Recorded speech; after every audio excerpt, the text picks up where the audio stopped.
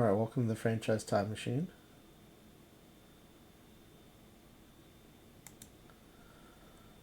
Tonight we are going to do the reverse of yesterday's pitching attribute test. So in episode 621, we used a completely average league and we boosted one pitching attribute per team to see which team would give up the fewest runs. And that one, Stuff, was the pretty clear winner. You know, I keep having to switch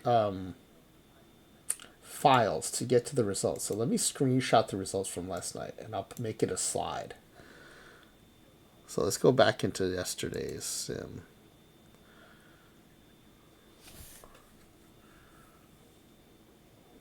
And we'll go to the statistical results, team statistics.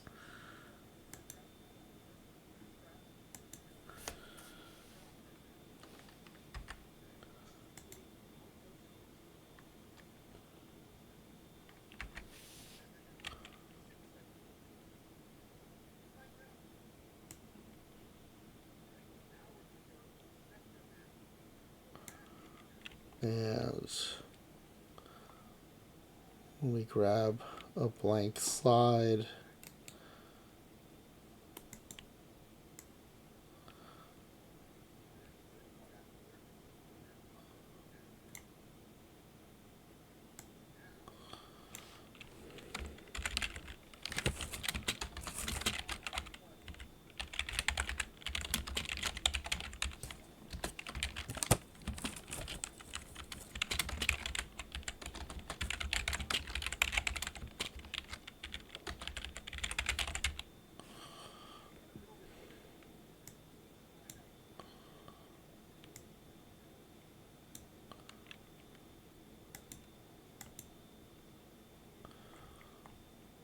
Let me sure I copied this thing instead of just moving it. Okay, I did copy it. Alright, so this is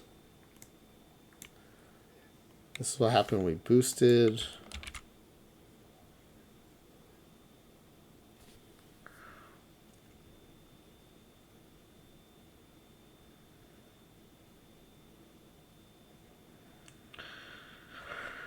And then there had this interesting thing happen with the fielding.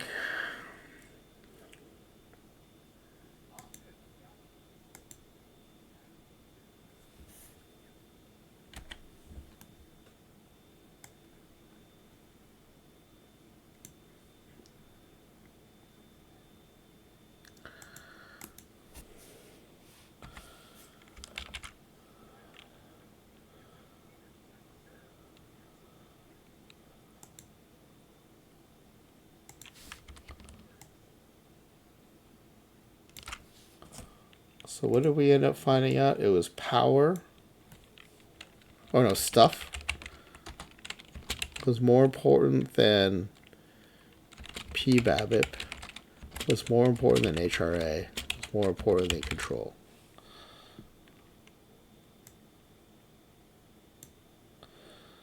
And then oddly,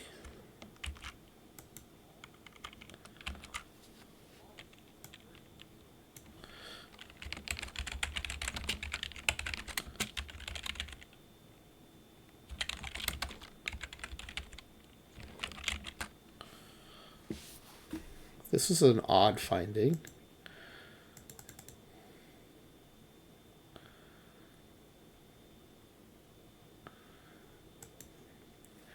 Right, instead of good fielding helping pitchers with PBABIP, it seemed like pitchers with PBABIP ended up boosting the zone rating of the fielders, which is kind of backwards. Barry Basher in OOTP27, I stopped playing Bagels and Schmear and the 5L because I kept falling asleep while drafting them. Like, probably at least a dozen times it happened. So finally I just gave up. Because to me it was worse than Jim Unknowny. Because I'd have like 7 players and then that was it. No hope of winning. Wasted a slot. Right? So So one thing that'll be interesting to see is if tonight will be the opposite, right? When we nerf each of these ratings, right? If stuff is the most important, is it going to hurt the most when it's nerfed? So in other words, will team control give up the fewest runs because we're nerfing the attribute that matters the least? Batting was not symmetrical. That's not to say that pitching cannot be symmetrical, but one big data point we have is that batting is not symmetrical. Nerfing things in batting does not have the opposite effect as boosting them in batting. And so we'll see, we'll be really interested to see if that's how that plays out tonight.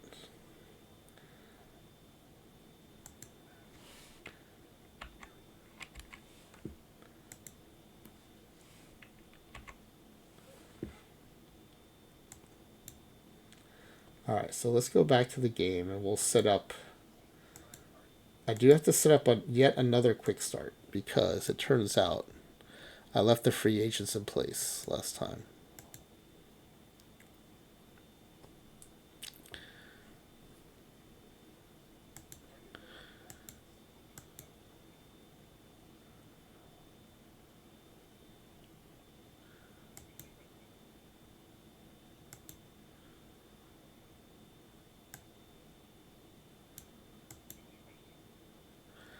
All right, quick start 3. We did generate the new schedule, but I forgot to delete the free agents. We'll also go ahead and turn off the ability of the AI to make roster moves. Actually, the thing that we ended up having to do was put put all the teams under human control. That's what we'll do. So experiment 27 average league QSO4 will be delete free agents, put all teams under human control. Also, let's make sure they're all running sabermetric too, which is probably the most. Some version of sabermetric is probably what's most commonly run these days, with minimal bunting and stealing. Okay, so but tonight's experiment will be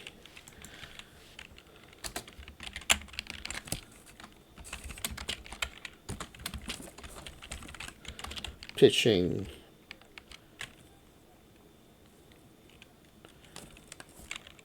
min 5x.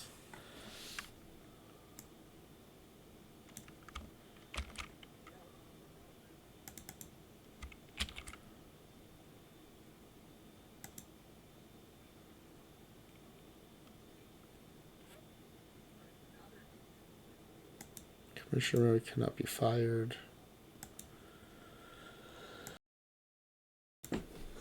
Okay. So for tonight's sim, let's update the mailbox. This is less for the quick start because quick starts do not import with the mailbox settings or the manager options. This is more for tonight. We're just still going to set up for tonight. We're just going to save it first as a quick start. Quick start number 4. All right, first let's make sure that the free agents are deleted.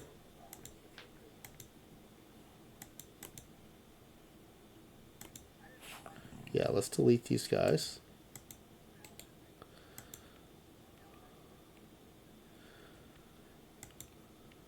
So we discovered that I've left those clones in the free agency pool because they got signed by teams and were messing up our results. The other thing we're going to do is we're going to go here and put all the teams under human control. Originally, I had set them to not allow roster changes, but then they were doing other things to mess with the rosters. So we're going to set all teams to be controlled by me.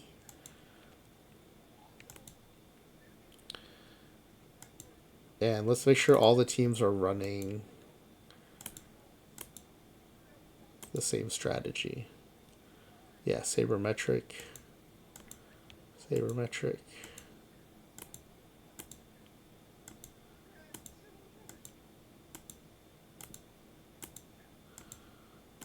And let's make sure also that the pitching allow starting pitchers from relief. No.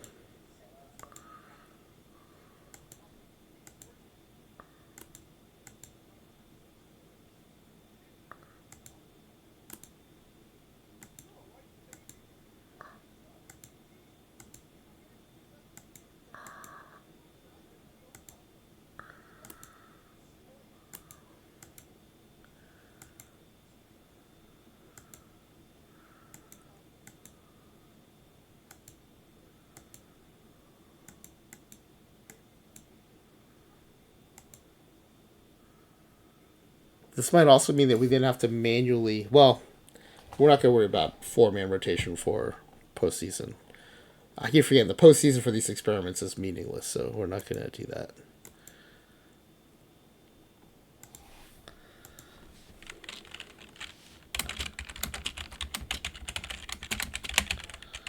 Okay, so those changes have been made. Let's go ahead and save this. Hey, Fine Jimmy, good seeing you. Welcome in. I feel like these experiments have been very informative this cycle. All right, so let's save this as the new quick start, the new experimental quick start.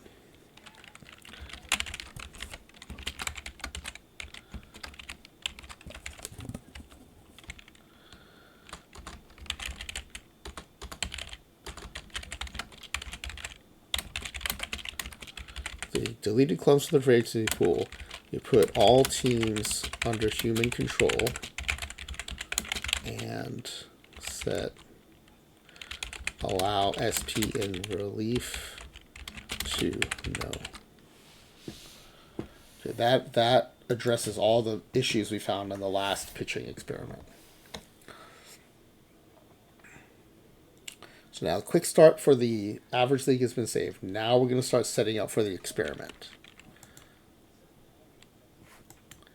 And again, tonight we'll be nerfing pitching attributes.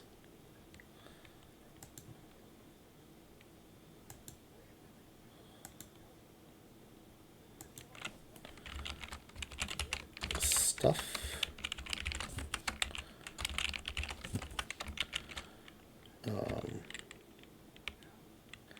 Is it PBAP first or HRA first these days?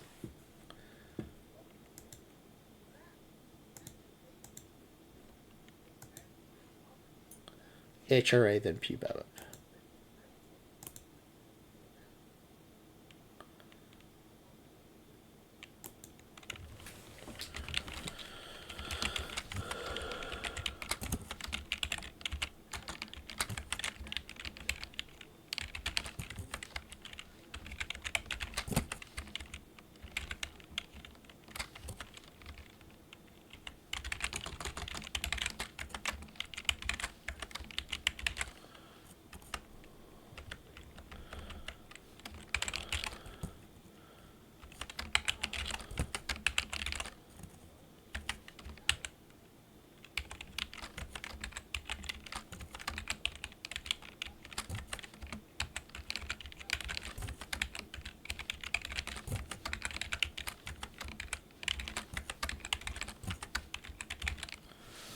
Okay.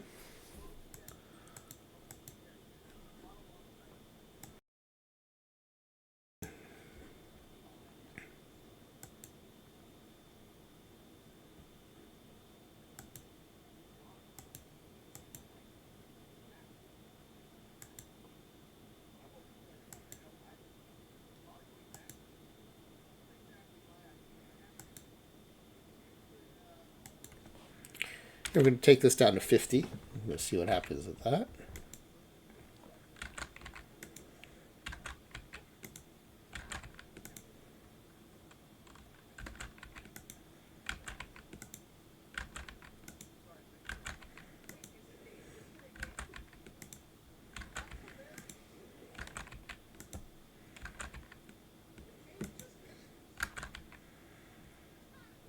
Okay.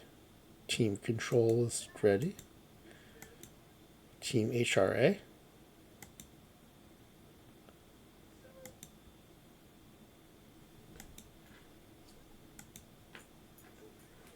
Last time we boosted raw movement to 50 and then HRA boosted to 550.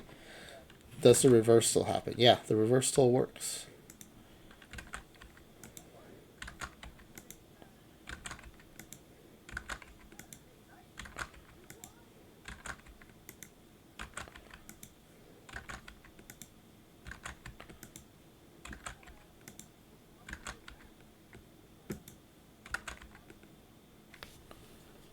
Okay.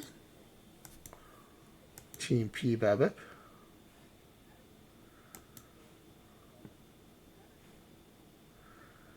Again, huge quality of life, and I think gaming improvement here. That P BABIP now looks and acts like the other attributes, where it's splitty and it has a potential number. This is not, and it's on the same scale. Was not like this as late as OOTP26. So this is a huge benefit, I think, for people who play the base game.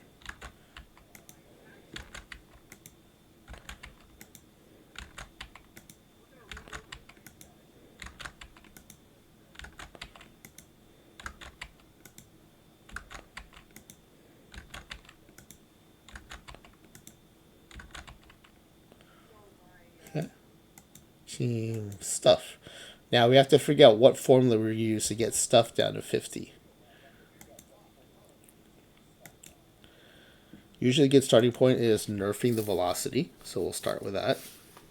We're looking for SP stuff to go down to 50. And we'll focus on versus righties.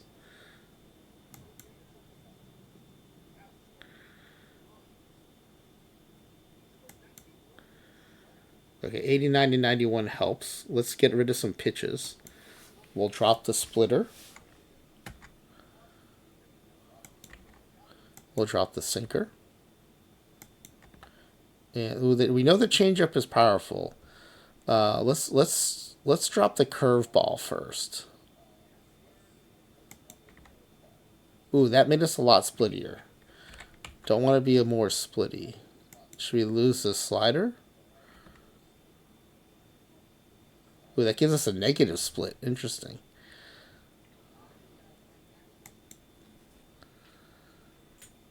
And that still didn't take things down quite enough. All right, so let's leave the slider. Let's leave the slider. We'll take the velo down a little further. And we'll start taking pitches down.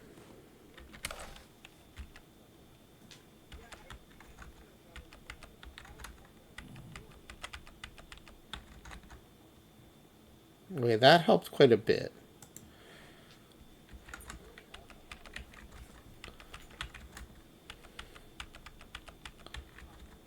Ooh, yeah. We always talk about how the changeup is such a powerful pitch. Taking the changeup down made a huge difference.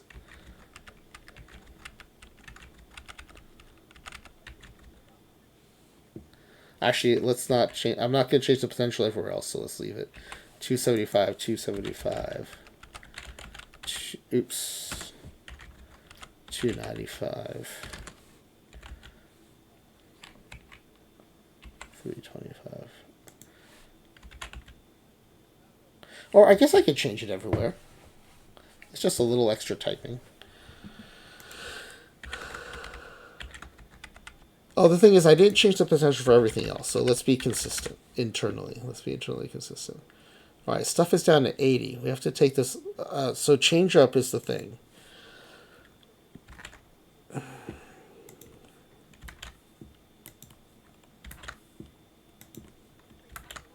We're getting close.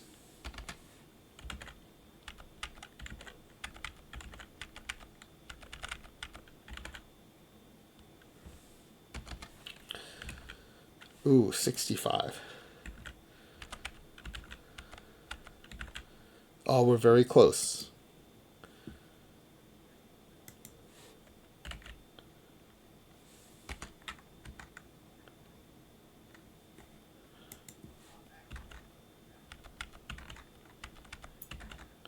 Ooh, that was a little too much. Perfect.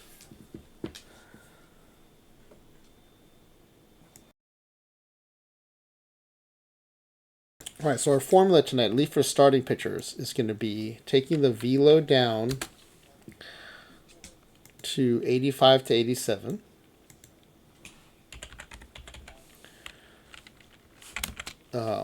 Fastball, slider, curveball to 60. And the changeup to 61.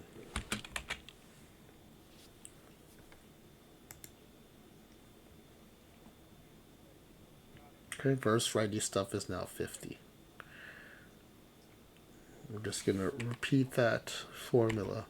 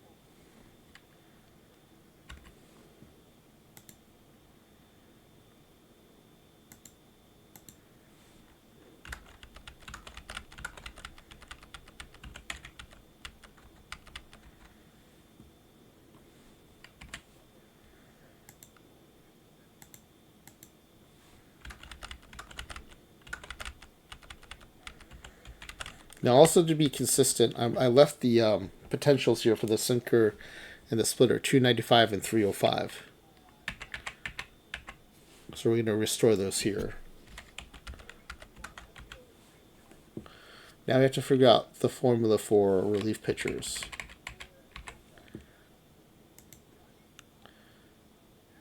$85 to 50, 60. Oh, this has fewer pitches though, so this.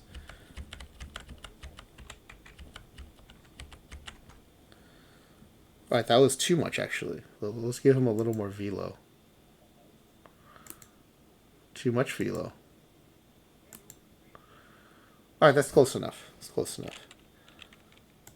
Velo will be 87 to 89.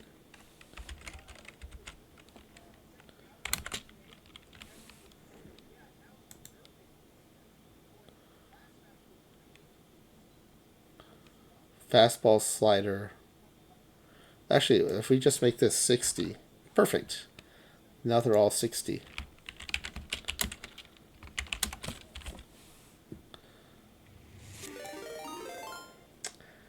Ezra Denny, thank you for the raid. Welcome in, Raiders. We are doing the reverse experiment from last night.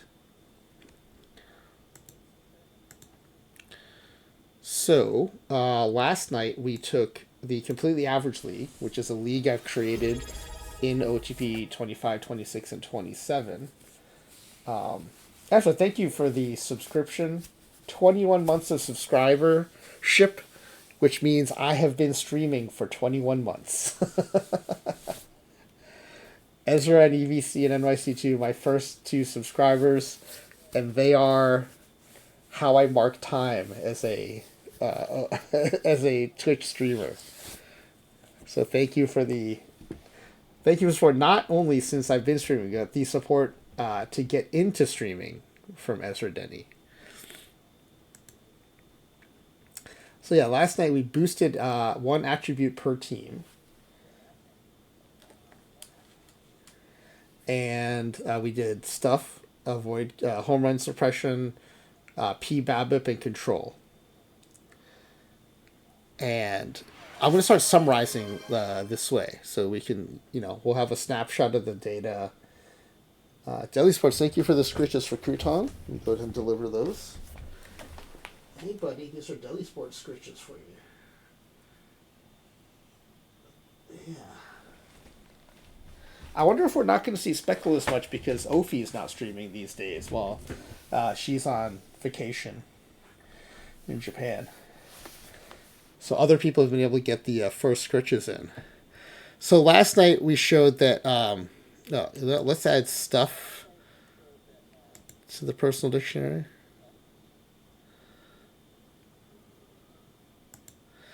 Okay, so stuff was more important than PBAP, was more important than home run suppression, was more important than control when it came to reducing the runs allowed by the team.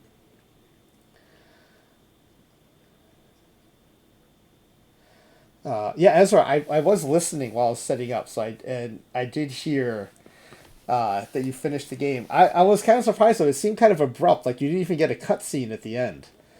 Or if you did, I must have missed it. But congrats on finishing the game. I really enjoy the Saturday night streams. It it's really fun watching you play these various games. I think Seance was the peak for me. But as you cycle through these other games, I'm also hopeful that there'll be another one that catches that catches on with me as much as Seance did. So that was really great. So high stuff was king, but I wouldn't say all else was equal. With the batting attributes, power was king, and everything else was kind of tied for second. With the pitching attributes, there were definitely step downs from stuff to PBAB to HRA to control, which is a little surprising because I think in past versions HRA was more important, and and I think in 25 PBAB was very important. So there does seem to have been a shift here, and we are running a 5x season, and it did seem to iron out a lot of the small sample size issues we get with one season, and so yeah, so looking forward to that. We also found a weird thing where I think the game has to do some weird things to make some of these things work out. So we boosted the PBAP of the pitchers. I think to get them to demonstrate the low BABIP in their stats, the zone rating had to shoot through the roof for the PBABIP boosted pitching teams.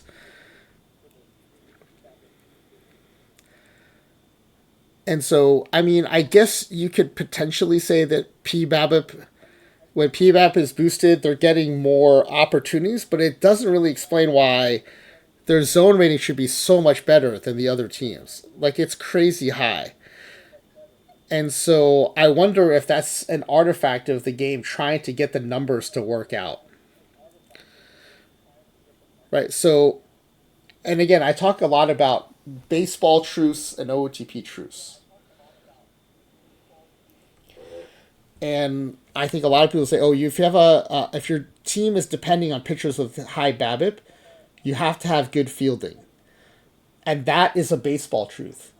It almost looks like what's happening here is the game is saying, "Okay, if these pitchers are this good at BABIP, to make the numbers work out, the game has to make the fielding better." And so it almost seems to have this reverse effect where it's boosting the zone rating of the fielders. I don't know. We'll have to dig into this further. Um,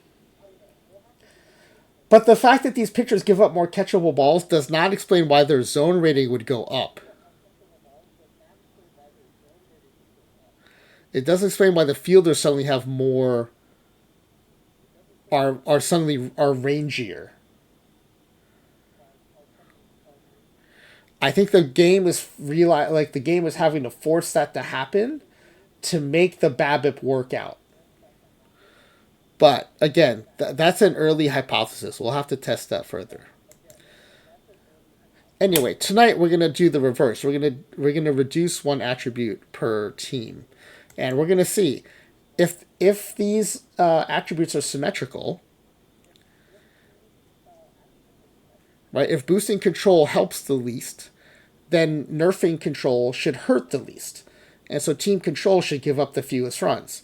And by the same logic, if these are symmetrical, that's a big if stuff helps you reduce the most runs by boosting it, then nerfing stuff should hurt the most and should result in giving up the most runs. So if things are symmetrical, then control should give up the fewest runs, HRA should give up some more runs, PBAB nerfing PBAB should give up more runs, and nerfing stuff should give up the most runs. I'm especially after the batting test, I'm not convinced they're going to be symmetrical. Anyway, we're setting up the experiment right now for the raters who just came in. Stuff is the trickiest because we have to. Stuff is a triangulation between velocity, pitching ratings, and pitch selection, and we're trying to force this for the relief pitchers to be 60. Now this is not working. It was supposed to come down to 60, but the relief pitcher stuff is still 58. So the formula I had set was 87 to 89 velo.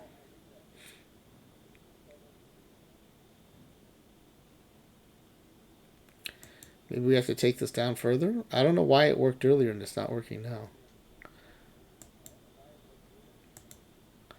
We can match the starting pitcher of velo, and we're close. That gets us close. All right, we have to go below the starting pitcher velo. We have to go to 84 to 86. I had guys on my high school team throwing mid 80s, high 80s, so this is pretty bad. So the stuff versus righties for relief pitchers is now 50. So we do have the formula though. 84 to 86. 60 fastball, 60 slider, 60 change, no sinker, no splitter.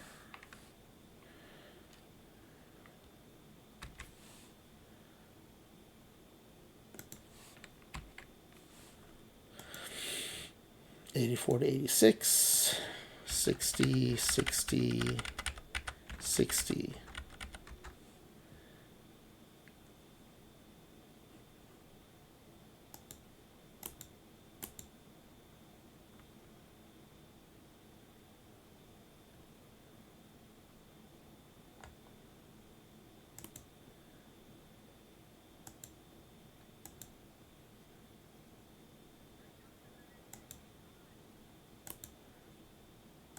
Alright, and then just gotta keep going through the list. That's pitcher number 3, relief pitcher number 4, same thing.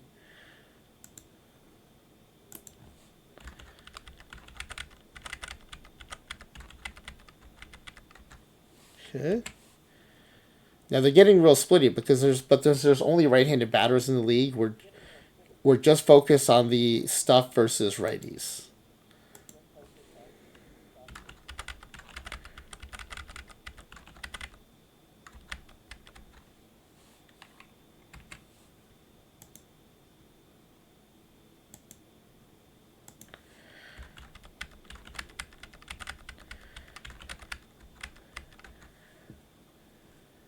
All right.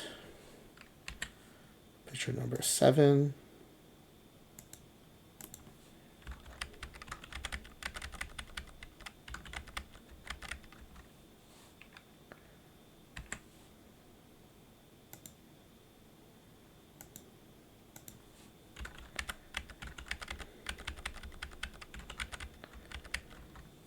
All right, let's take a look here at the pitching staff just to make sure.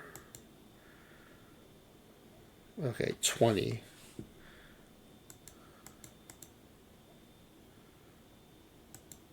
PBAB 20. HRA 20. Control 20. Okay.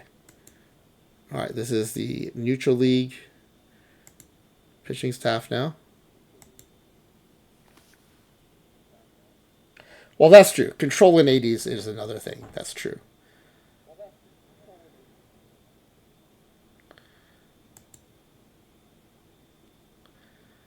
All right, team control, taking these down to 50.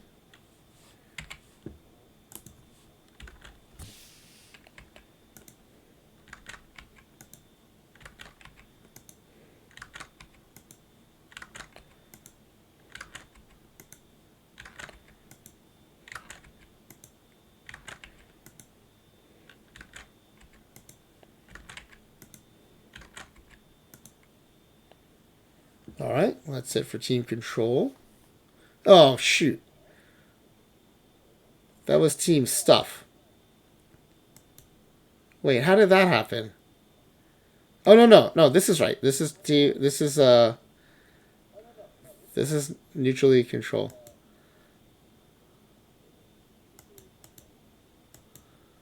It's because I was doing it in here. But let's just make sure everything, yeah, everything looks right. Okay. All right, team HRA. Again, this is an easy one. Raw movement just translates directly to HRA, apparently.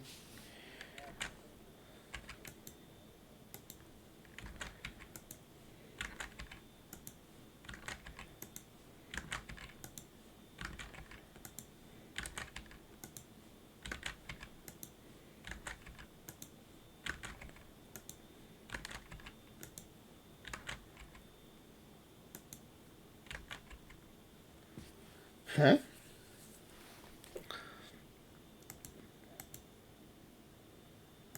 P-BABIP.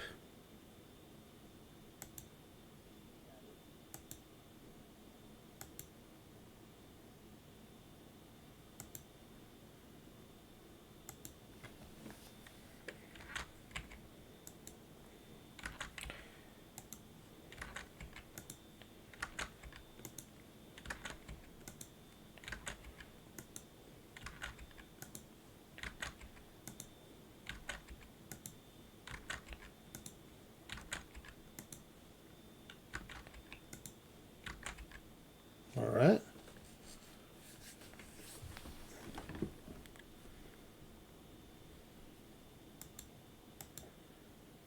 All right, now stuff again. This is the more complicated one.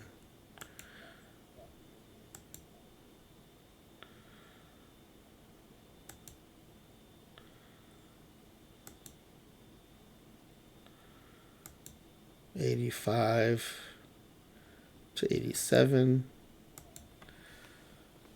60, 60, 60, 61. Oops.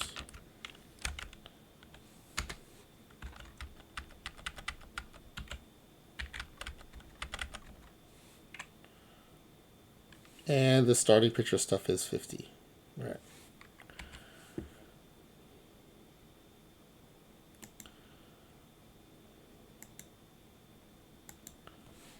Sixty, 61.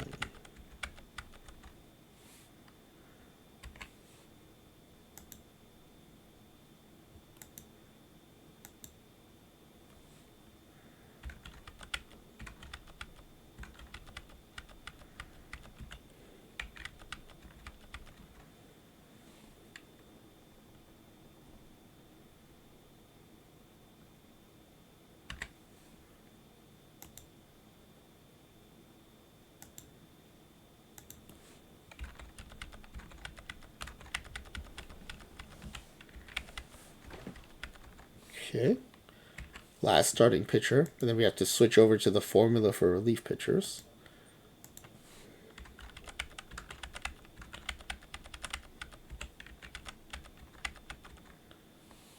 All right, relief pitcher formula. Velo is 1 mile per hour lower, 84 to 86. And it's just fastball, slider, changeup, all 60s.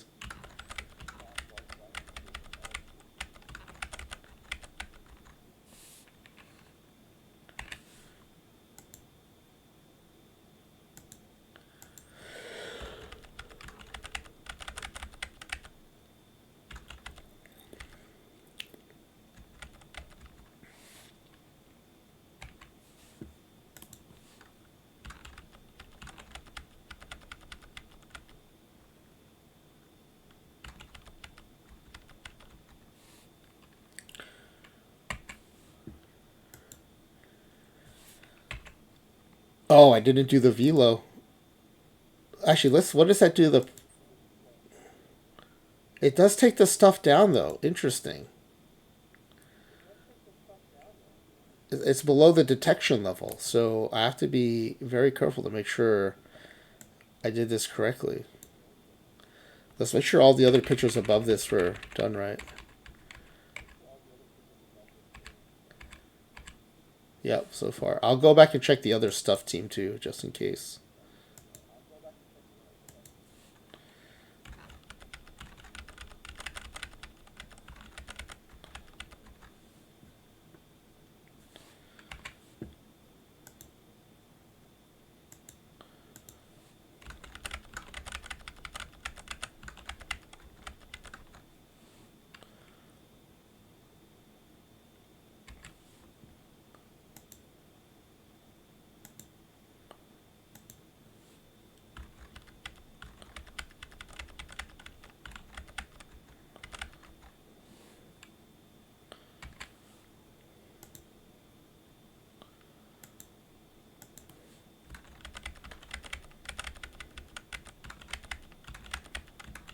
Oh, no, no, no. These have to be zeros.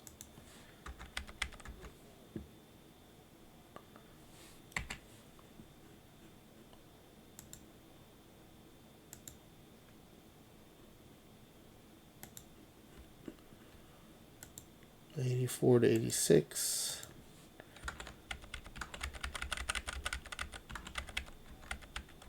Okay. Let's make sure this team looks right. All right, let's look at the other stuff team too. Make sure I did that one right.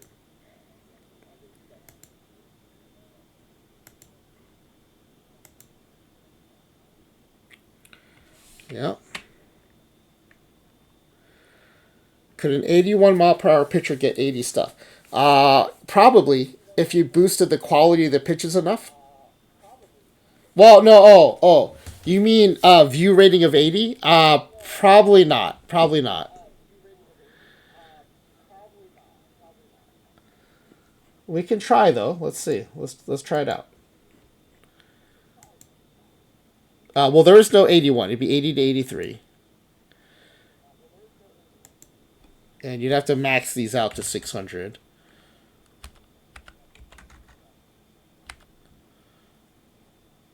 Yeah, we're already at 85 stuff, so you definitely could.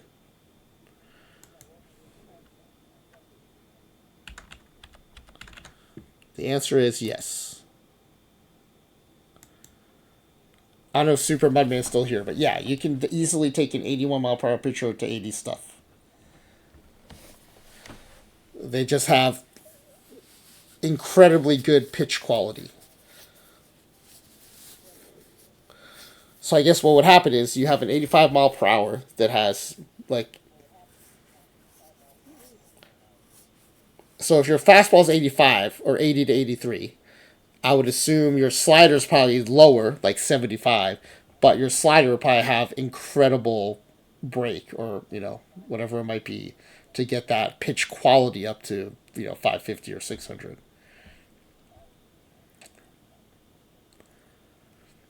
You're listening while every one of your players in Football Manager goes down and begs to be sold.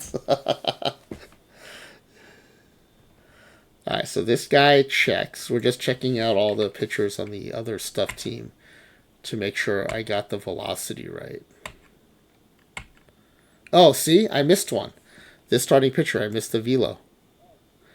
But he still rates as a 20 because, 20 is a pretty broad range. It's everything below 20. And so it does miss that. All right, good thing I checked because then that would have been like a quirk that I would have to look for and then correct. All right, relief pitchers.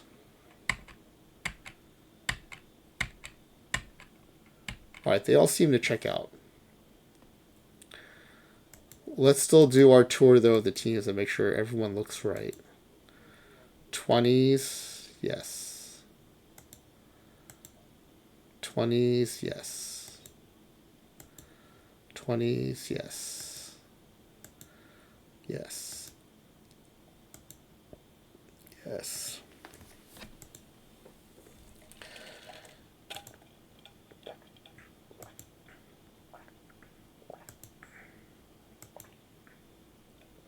Okay, everything looks right here. So let's save this.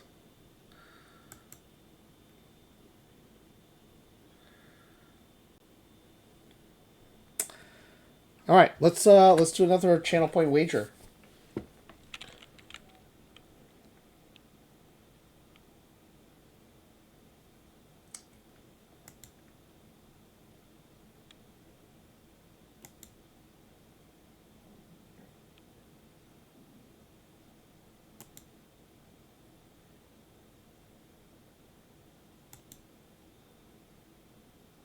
All right, which team will allow the fewest runs?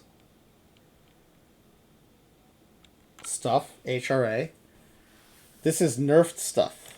Maybe I should add that.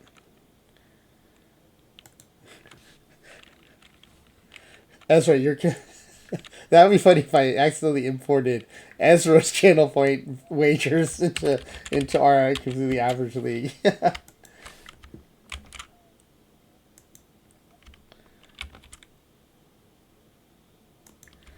All right, so we're asking which team is going to allow the fewest runs, which is to say, which attribute, when nerfed, hurts the least.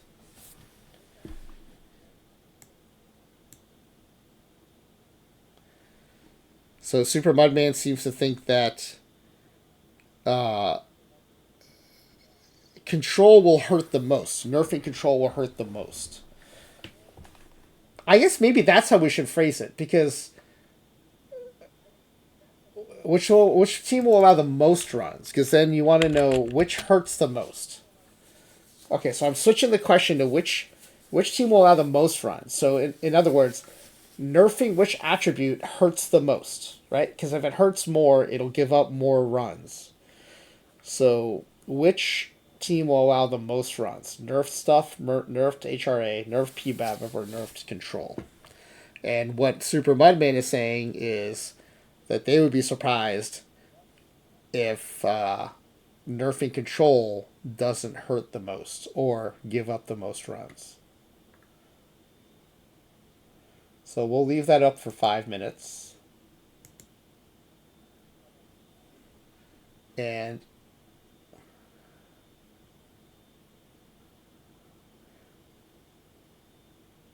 this is a good time for me to push a 3-minute ad break because we won't get interrupted by ads during the sim.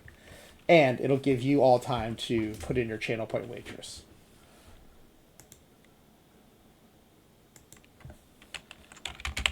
All right. We'll be back shortly here.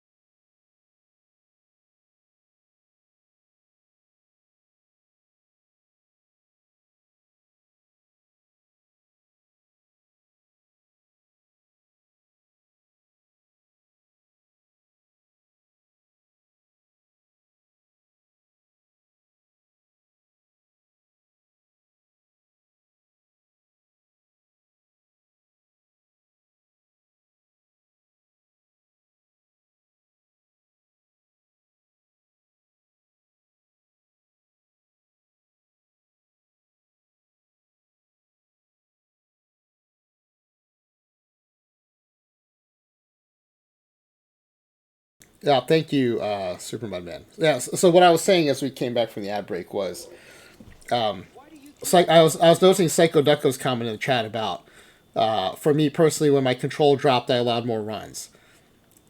Every one of these pitchers is going to allow more runs because we're nerfing them in a critical way. But it's really like a matter of, relatively speaking, which nerfing hurts more. Right? So, yes, if you nerf someone's control, they're going to give up more runs, no doubt. But is that worse or better than nerfing their home run suppression or their stuff? And so, like we saw last night, right, when we boosted all the pitching attributes, all the batting stats across the league went down. Because across the league, there were just better pitchers. They're just better at one thing. But every pitcher was better in some way.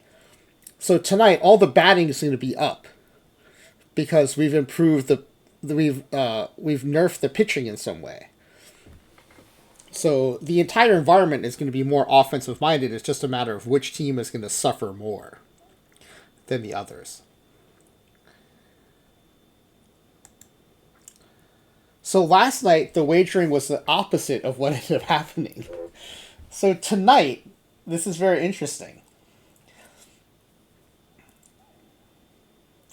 Can I show this? Let me see if I can show this. Hold on.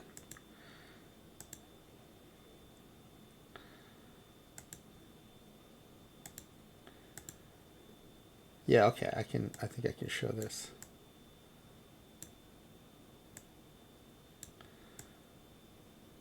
These are everyone's predictions.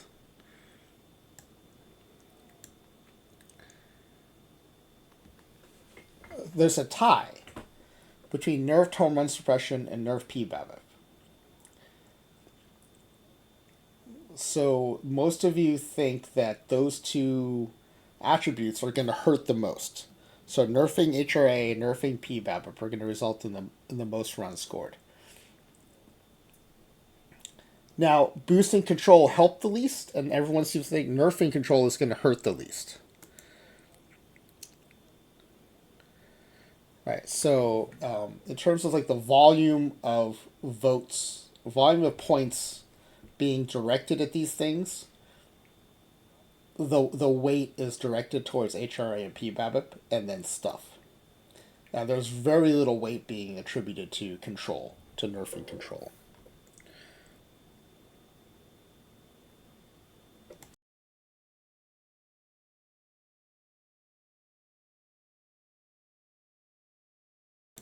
But last night, it was the opposite what ended up happening. So who knows? Might be the opposite again today.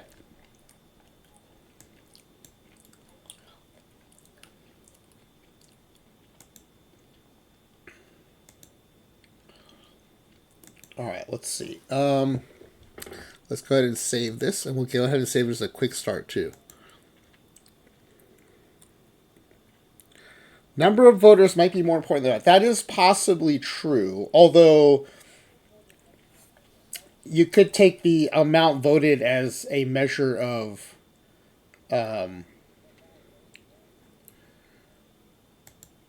belief, right? Of intensity of belief. But I get your point, though. Number of voters is probably more meaningful because each voter also probably has a different number of channel points and puts a different value towards those channel points.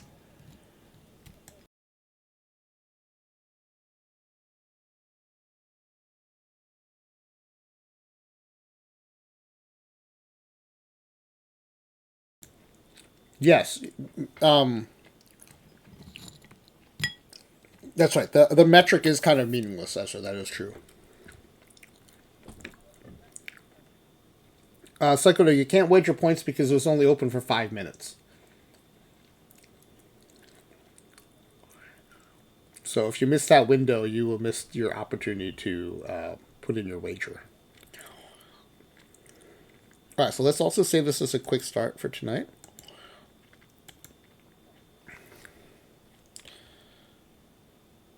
Oh, I almost forgot. 5x season. So we'll save it as a quick start for a 1x season, which is what it is right now.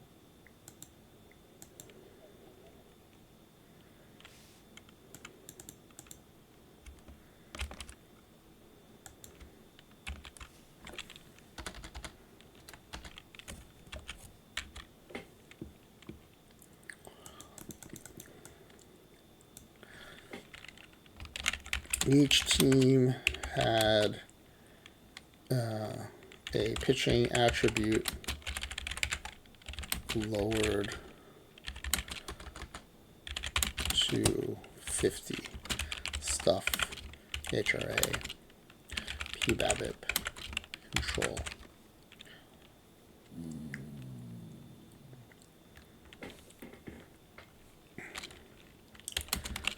Well, Crouton with a little growl there. Stuff was lowered by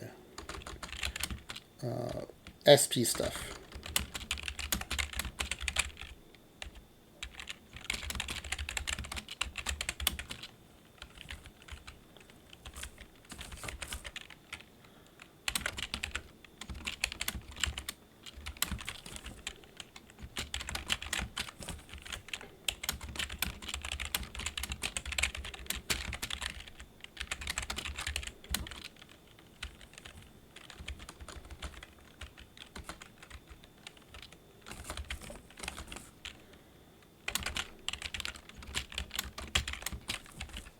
Okay.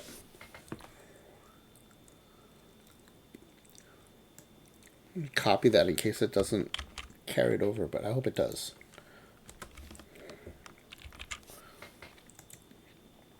So we're going to save this as a quick start now. This is the 1x season. Then we're going to set up as a 5x season, save it as another quick start, and that's the one we're going to run tonight.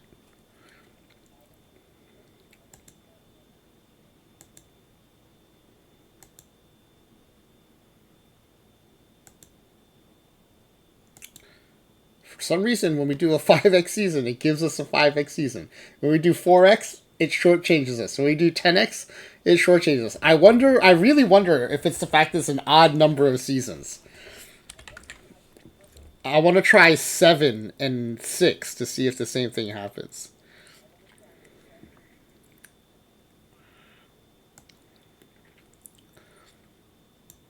Okay, and then we have to set up a new schedule.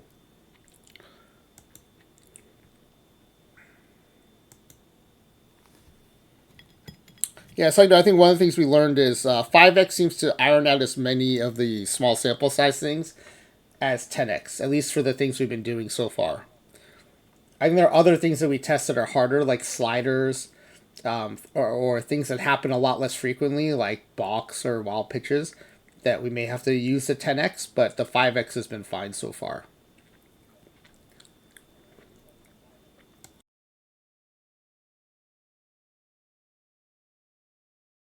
I can't remember. Did I hit generate your schedule? I'll hit it again. I don't think it hurts anything. Okay. Schedule has been generated.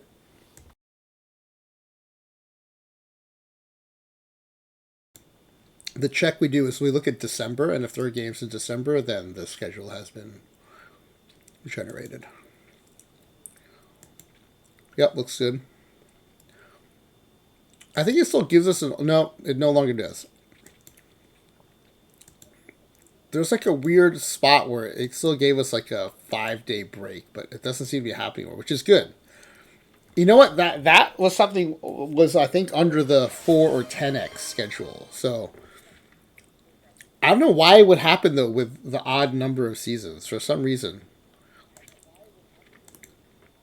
All right, thank you for these scritches for Crouton Psychoducko. Hey, buddy, these are Psychoducko scritches for you. Yeah, there you go, buddy. All right. Let us see. I did save the quick. Wait, no, I didn't save the quick start yet. Let's save the game. Now let's save the quick start. This is the 5x quick start now.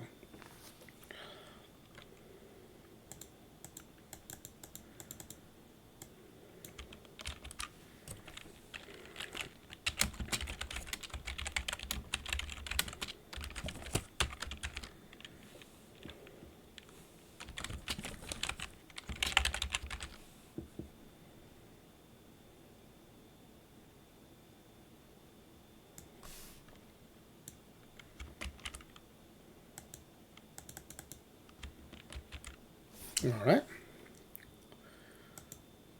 We'll save that.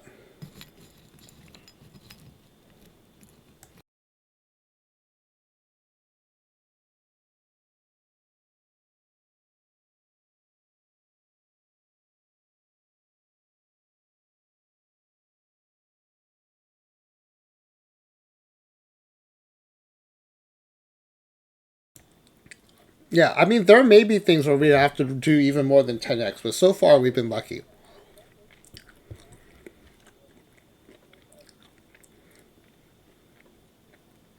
All right, so quick start's been saved. I think we're good to go.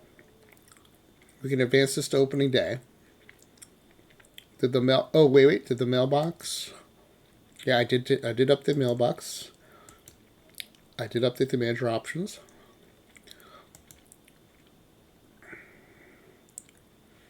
All right, let's advance to opening day. Opening day will give us the preseason predictions.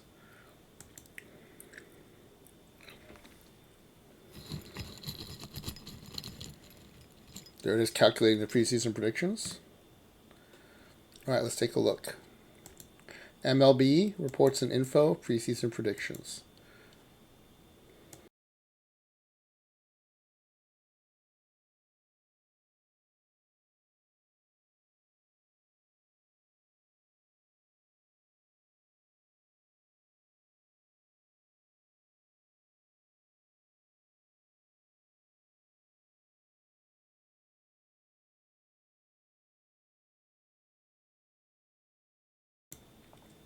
Low control is brutal.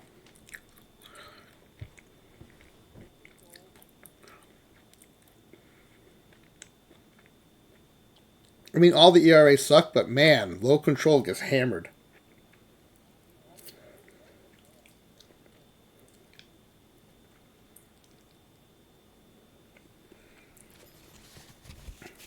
That's interesting. You know, because for batters, one of the reasons why control is relatively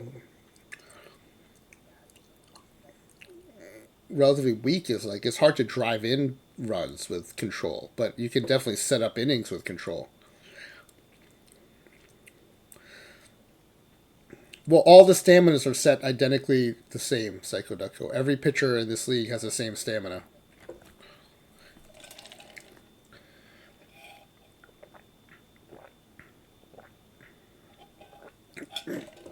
The problem, hold on a second. The problem with using this league as a method for testing for stamina is that the relief pitchers who come in are also completely average. So you're not necessarily suffering or benefiting when your starting pitcher leaves the game. So it's not a great method for testing. Now, what we could do is we make the starting pitchers better or worse than the relief pitchers, or we boost or nerf the starting pitchers, but we leave the relief pitchers neutral. And then you could play with like, does low control and low stamina hurt even more? But that is one of the weaknesses of this league. For example, we can't test for splittiness, right? Because everyone's right-handed, because that's what helps make it more average and identical. So the fact that everyone's average identical does hurt us in some experiments, or does make some experiments impossible.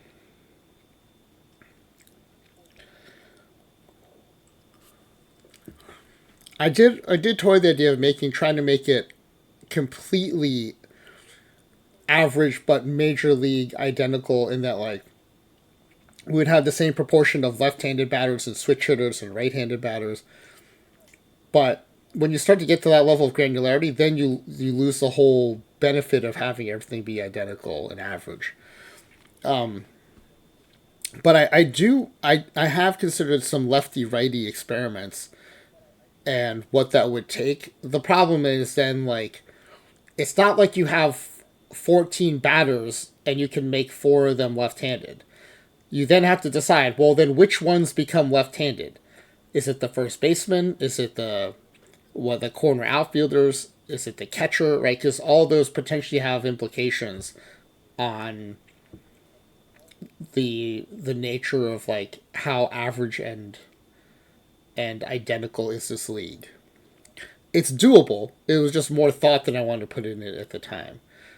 So the stamina thing again, we could potentially do it. It just would require some deeper experimental design. Now, in both leagues, it is the runs against. Do you go PBABIP, HRA, stuff, and then contact? If this plays out as predicted, it is completely asymmetrical.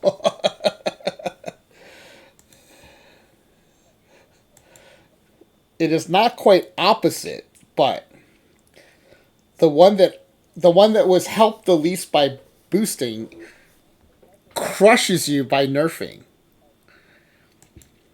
And then stuff is the one that helps you the most when boosted, and then it hurts you the second most.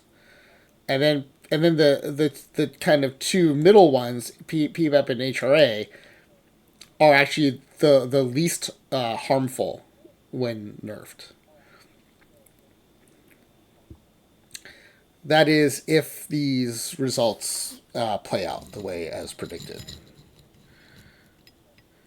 Now, again, we've talked about this before, where the team that has the pitching being boosted, right? That team benefits by never having to face those boosted pitchers. This time it's the reverse. The team that has the attribute nerfed, those batters don't get to face those nerfed batters. So the batters on the team with the nerfed HRA are probably going to be the lowest power hitters, because everyone else in the league gets to face their terrible home run suppression pitchers. And that's happening here. You can see the team with the nerfed HRA is hitting 400 fewer home runs than the other teams that get to face the nerfed home run pitchers.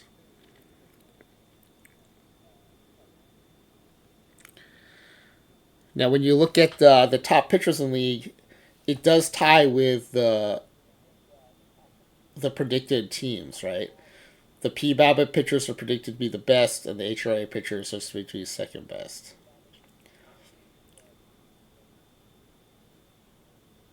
Yeah, 9,300 walks. So, hold on a second. What is that on a per game basis? 9396 divided by 162. Wait, that can't be right. 58 walks per game?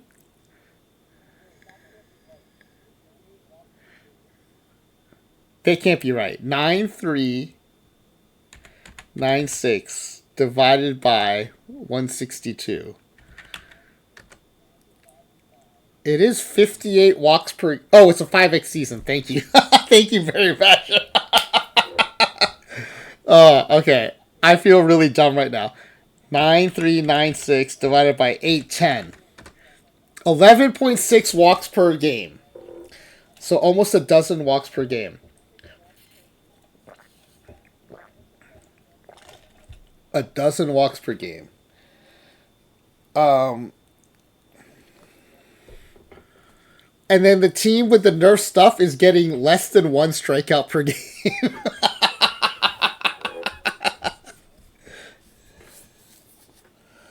One strikeout per game. Wow. And that's in an era where batters are striking out like crazy.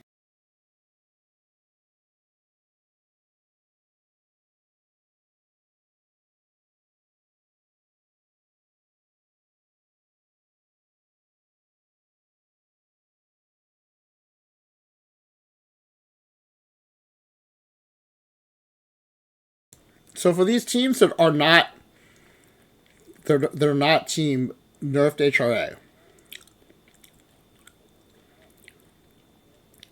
Right, Team PBAT, for example, is hitting 1,335 home runs. So that's 1.6 home runs per game.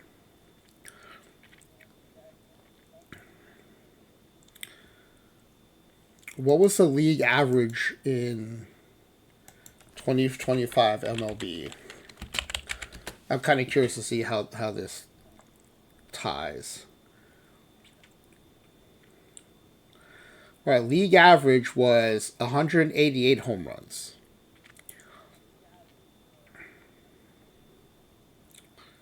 Which should be 188 times 162.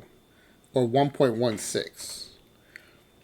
Okay, so because they are facing every third game is against Team Nerfed HRA,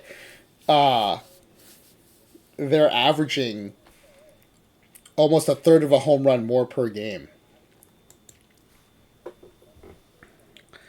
Super Mudman says HRA has marginally fewer walks.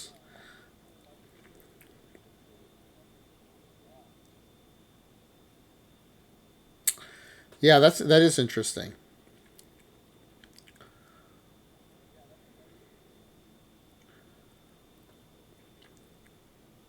So they're giving up more home runs, but they're giving up they're giving up fewer walks. And it is close to 10%, so I can't say that it's immaterial. Although if you look at the neutral league, I might say that might be RNG, because in the neutral league, if you look down here at neutral league, the walks given up by PBAB, HRA, and stuff are very similar. So it could be that even with the 5x season, that's a bit of a small sample size issue.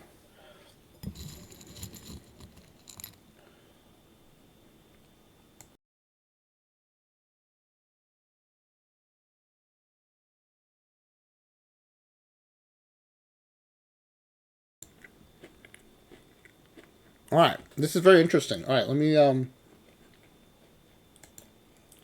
me grab these stats.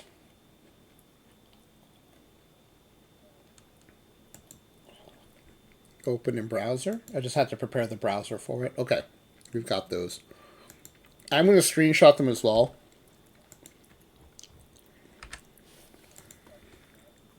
All right. I want to watch one of these. You know, we haven't been watching these because it's more about the sim.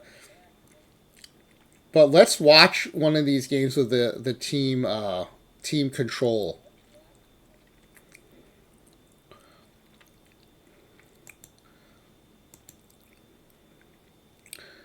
Oh, team control against team HRA. This will be a good one. Okay, this will be great. This will be great. Quick play this. Let's watch a replay. Instead of highlights, let's watch a replay because I want to see, like, batter by batter what happens.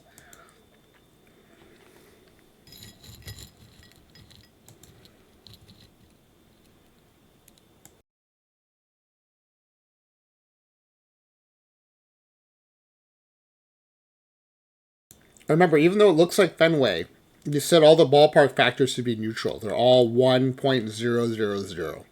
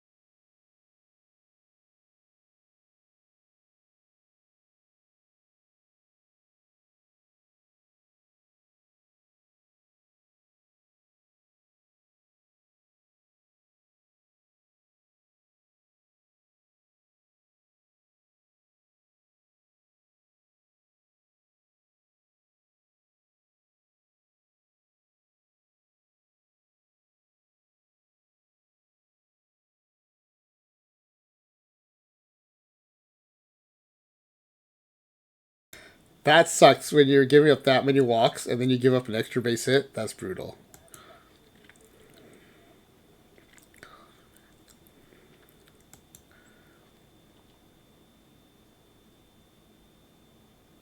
Oh my goodness, another extra base hit. 2 walks and then extra base hits. That's awful.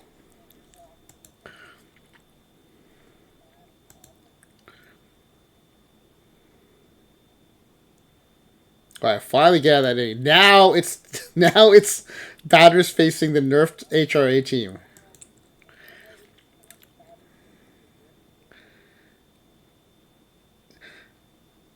What happened there? That's a weird animation. Extra base hit?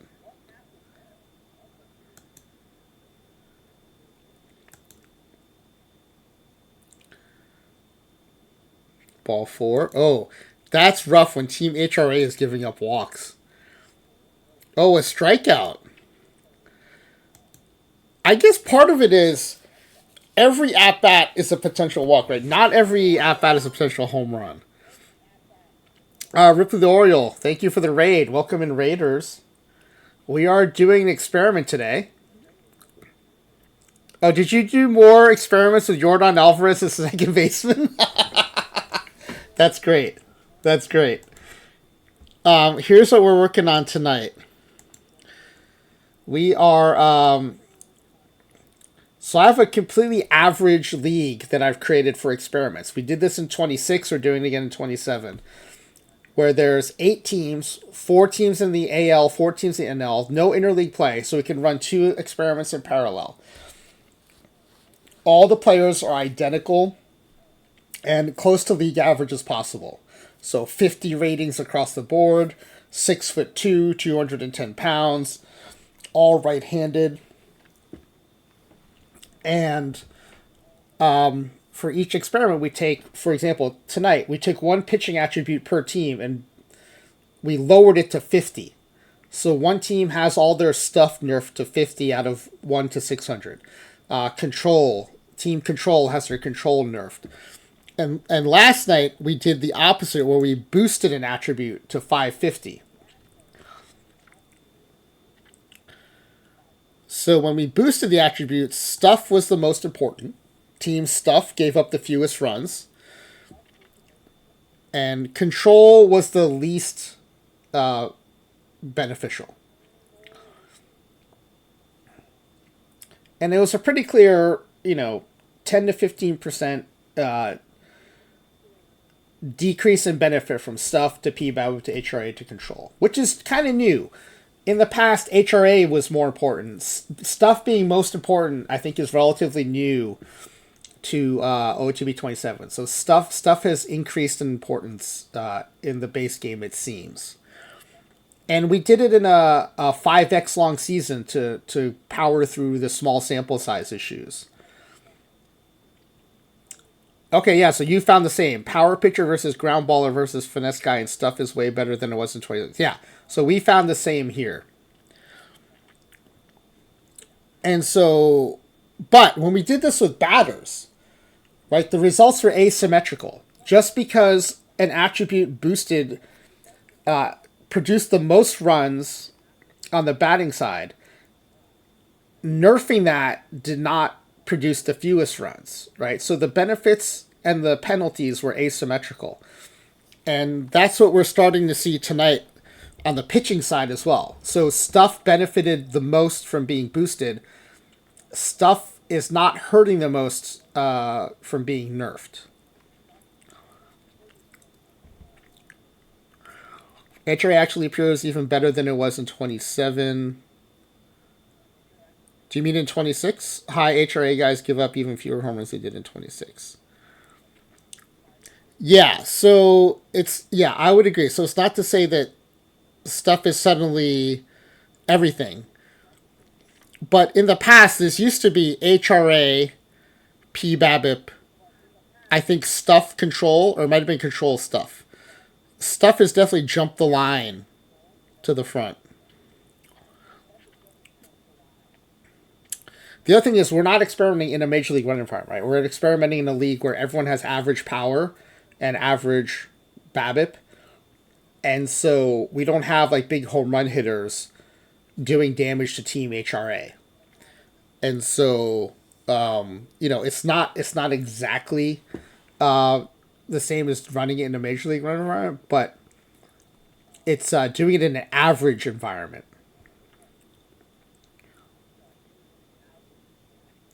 So is it now 60 stuff, 60 HRA, 40 control guys you want now? Well, that's part of what we're seeing here. 40 control actually looks like it's terrible.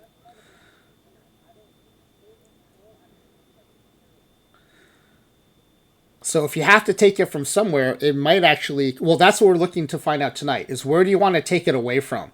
And it looks like you do not want to take it away from control. Because when we did the preseason prediction, the AI preseason prediction has team control just getting hammered.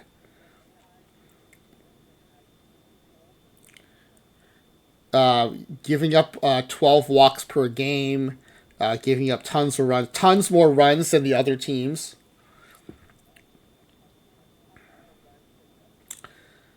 Well, so Ripley, I think the thing we're finding, we found this with batters too, is that you can't just put them in a neat order. There's one order for boosting, and then there's one order for nerfing. And just because like you don't benefit from boosting something doesn't mean you're not going to get crushed when you nerf it. And control looks like it's that thing. You won't get a big benefit from boosting control, but you'll get hammered if you reduce control. And that kind of aligns with what we've seen during creator roster and stuff too, which is like these control god pitchers. There's not a huge upside to them, but it limits the downside. But if you have these guys with like 30 control, they're just garbage.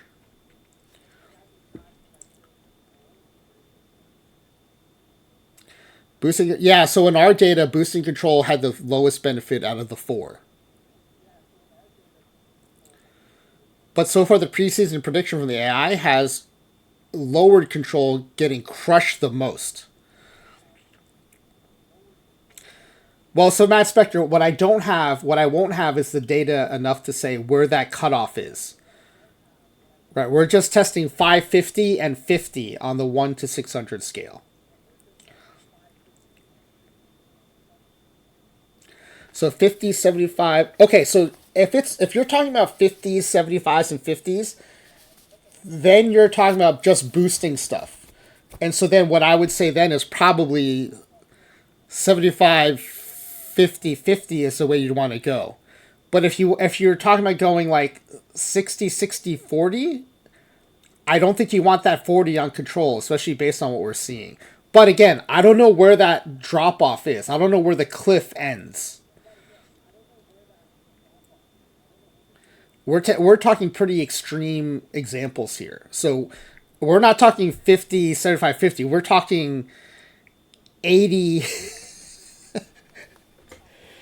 We're talking 50, 80, 50 or 50, 50, 20.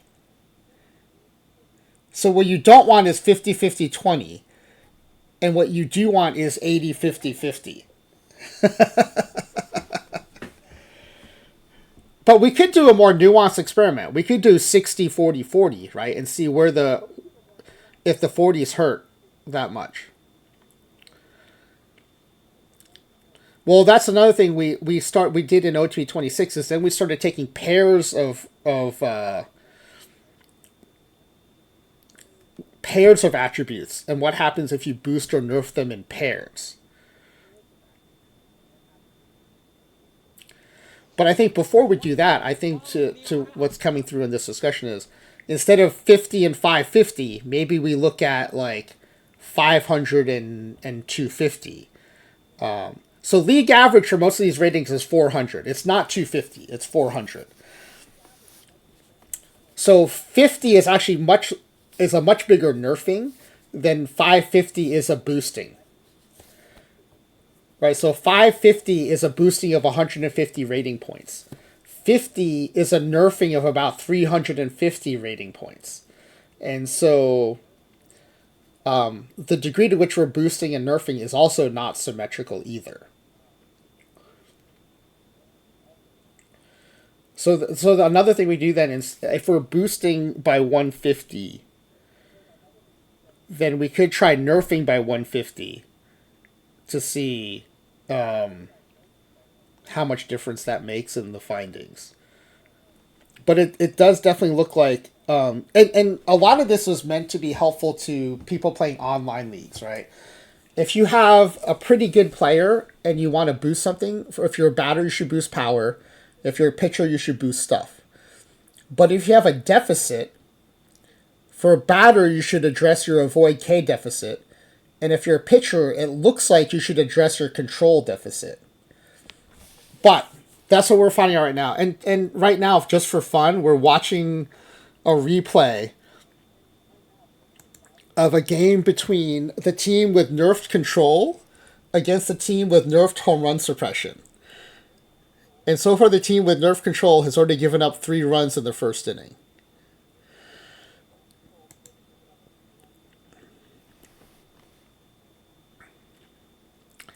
And that is a fly out to right field. Okay, we're still in the top. So this team control is still batting.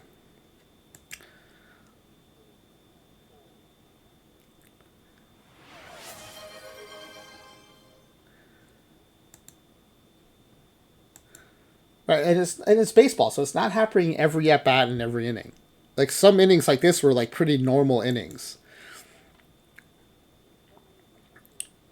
Okay, so now team avoid home run is batting. They're facing team low control.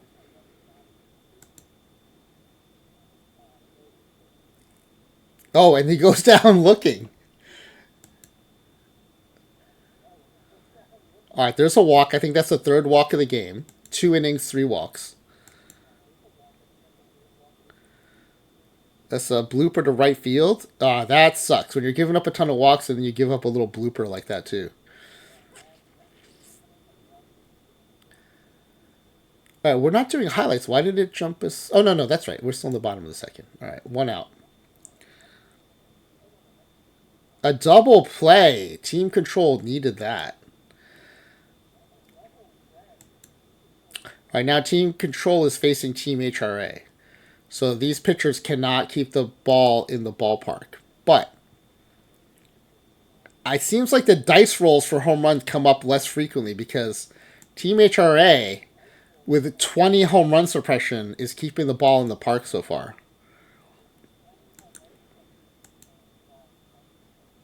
Yeah, I spoke too soon. Oh no, it's not a double. So even though it looks like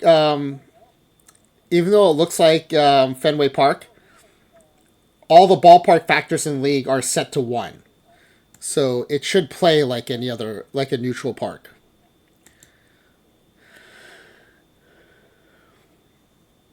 And gets the strikeout.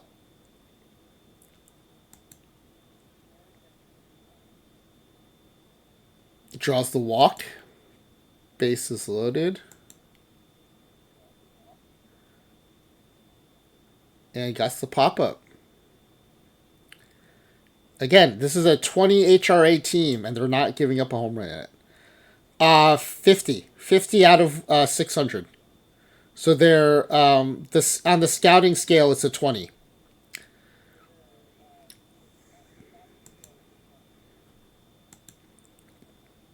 Whatever team is nerfed, the nerfing is set to 50 out of 600.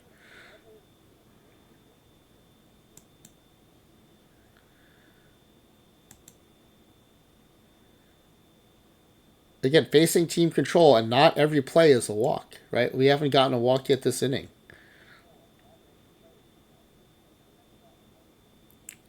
So team control, like that's a walkless inning. So 2 walks in the first, 1 walk in the second, no walks in the third. And going to the bullpen is no help because the relief pitchers also have the same control or home run suppression. The whole team has been nerfed.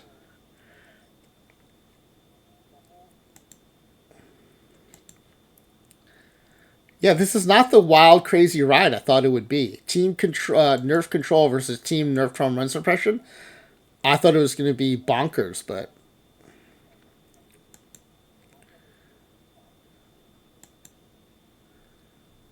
throw to first. Another throw to first. Strikeout.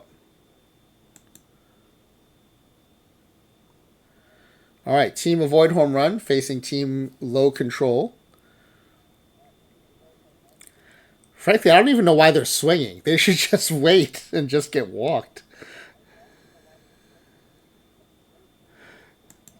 I mean, to go down swinging against team low control seems like a travesty. That's why another walkless inning. There's Team HRA giving up a bomb. 416 feet.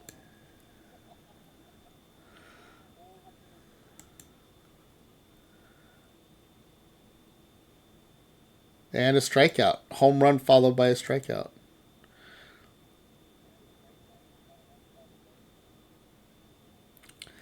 There's a walk.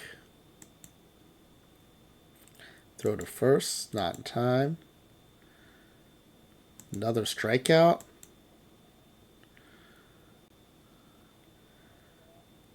Right, so Team HRA does have average stuff, so they are getting some strikeouts.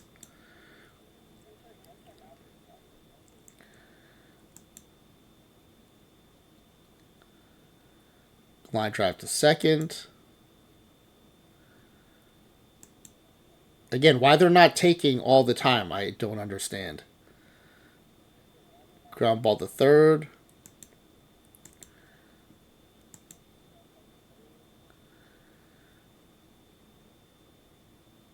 Draws the walk. Okay, that's, I think, the fourth walk of the game in the fifth inning.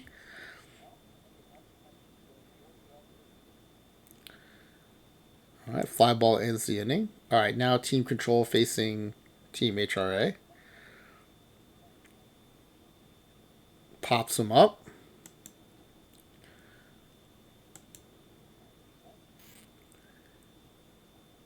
Pops him up again.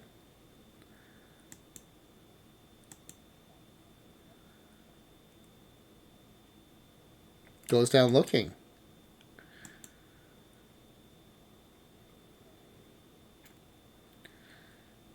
I don't understand why you're not taking every pitch. Oh, it gets past the center fielder. And the center fielder is in the wall. Amazing animation.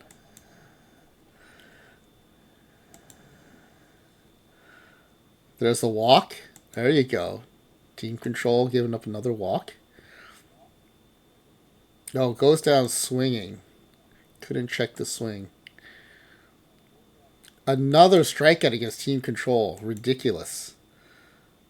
Another strikeout. Struck out the side. All right, top of the seventh. Again, facing Team HRA.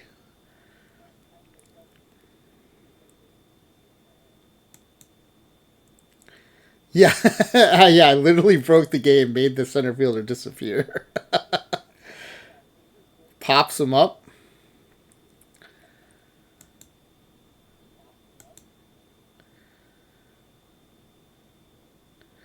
So, so the interesting thing, right? It's a 5x season, but when we divide it out by 810, team control is predicted to give up about 12 walks per game. So far, we've only seen four or five walks, and we're already in the seventh. All right, we have a relief pitcher coming in. Also has 20 control.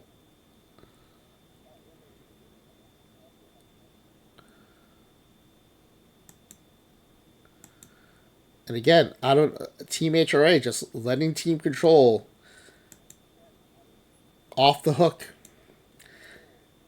All right, team control now facing team low HRA. Draws the walk. Pick off throw not in time. Goes down looking. Line drive to left, but not a home run.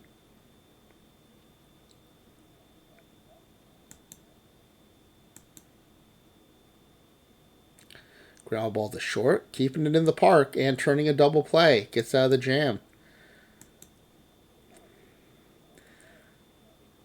All right.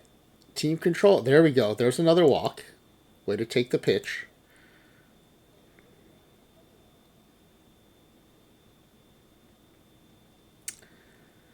Texican, I don't know. That's weird. If you're getting your affiliate drops, I don't think there's a reason why you shouldn't be getting your official drops.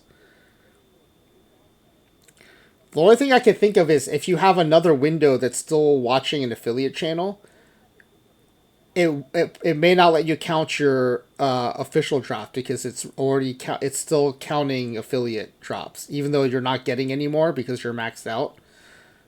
You do have to make sure that you're only watching the official channel.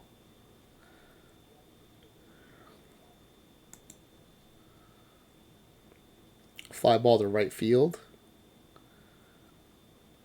Yeah, these teams are not taking advantage of the lack of control or lack of home run suppression on the other team. All right, wild pitch.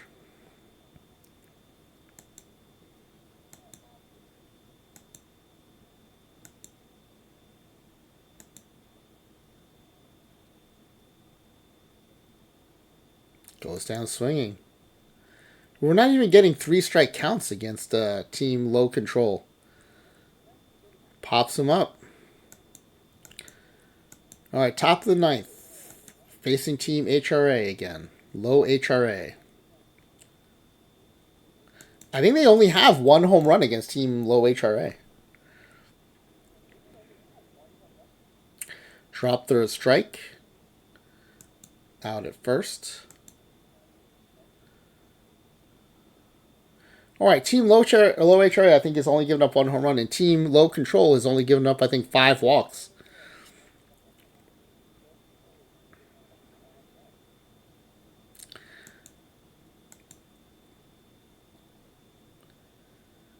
There's a gapper, but not a home run.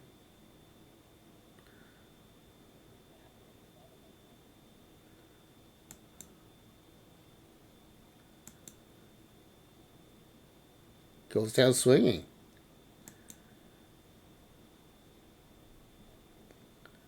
Wild pitch. Runner advances to third. You know, I was expecting the Bugs Bunny conga line, but there just have not been that many walks. Yeah. Team low control throws a shutout. That's crazy. That is so wild.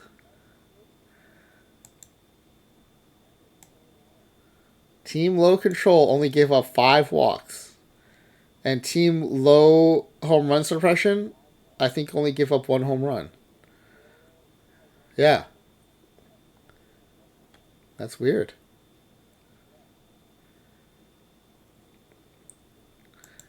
All right, let's go to standings view. All right, let's do a year at a time. It's a 810 game season, or 5x a regular season. So it's going to take until August of 2027. So 2.5 years of constant play. No winners off, just constant play for 2.5 years. And yeah, we're not going to go by wins and losses. We're going to go by runs allowed, because that has a little less fewer confounding factors. Right, runs allowed is a cleaner dependent variable than wins.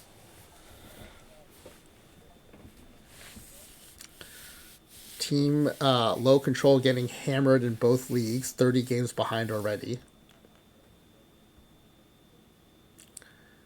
Team low stuff second to last place. So yeah, so nerfing your stuff does hurt a lot too, but not as much as nerfing your control.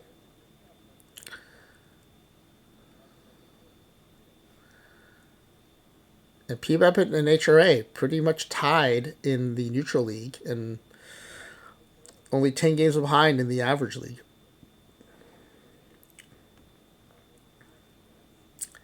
And as predicted, the offenses are much higher this experiment than the previous one because all the pitching sucks in some way.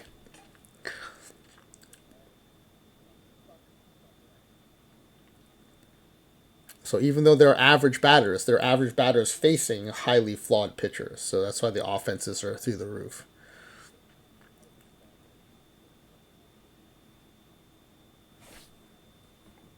All right, so the first calendar year is in, and in both leagues, average control, the low control team is in last place,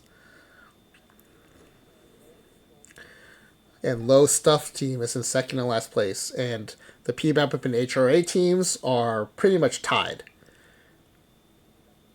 Right, when you factor in the fact that we played almost 260 games, 270 games, only being 5 or 8 games behind is a virtual tie. All right, let's do another calendar year. This should help iron out even more of the small sample size issues and the RNG issues.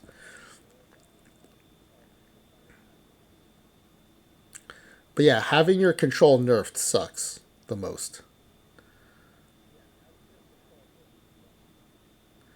So the worst profile you could probably get is like a 30, 30, 60, 60, 30.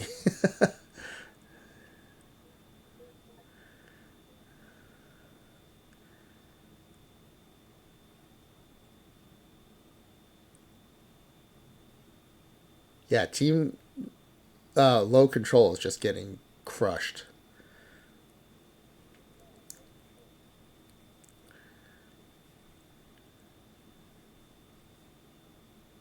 I did not mute the stream. I can hear myself on the through my alt.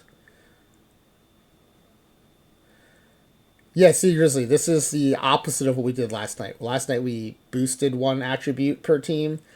Tonight we're nerfing one attribute per team.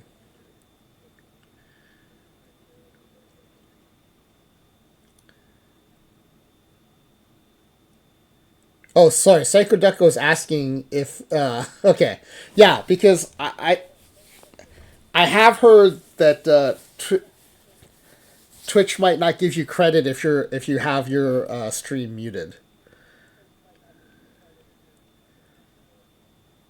Yeah, so I always have my alt set to 1% audio if I'm not listening to it.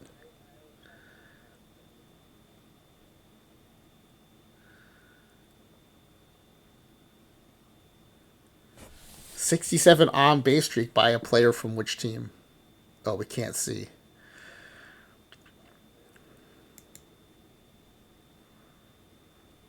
All right, so we are now January of 2027. The end of the season is August of 2027. So we'll go to the end of the regular season. Before we do that, though, uh, uh, Nerf Control almost 200 games behind in both leagues. Nerf stuff about 90 to 100 games behind in both. So, and again, we're gonna go by run score, but already the indication is get having your control nerfed is awful. Having your stuff nerfed is the second worst. And then PBAP and HRA, pretty close. Pretty close.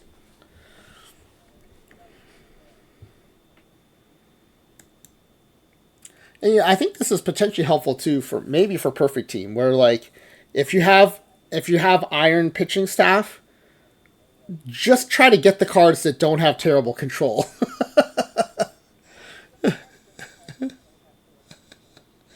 That might be a good starting point. All right. And again, if you want to translate some of this stuff to perfect team, you have to think about the eras and the ballpark factors. You can't take this to even 1981, or definitely not to 1907.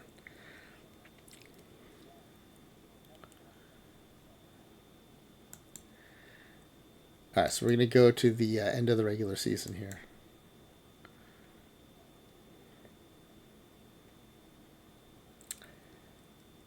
Yeah, but that's completely the point of this experiment, Texican. None of these guys are top in anything.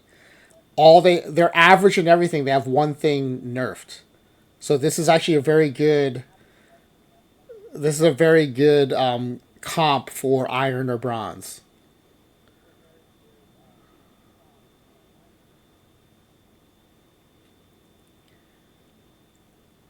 It's not even look for this to be above average. It's just don't take below average X, Y, or Z.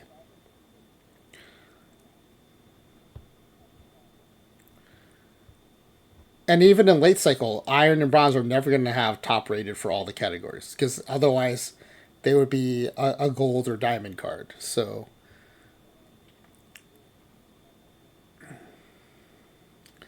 yeah, look at these games behind pile up for control and stuff, nerf control and nerf stuff.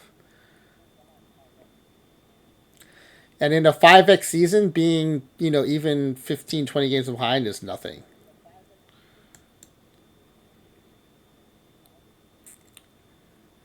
But again, null network, it matters what you mean when you say control really matters. Boosting control doesn't matter nearly as much as boosting stuff, but losing control hurts a lot more than like losing PBABIP or HRA. So, like, when you say matters, like, the definition is really important.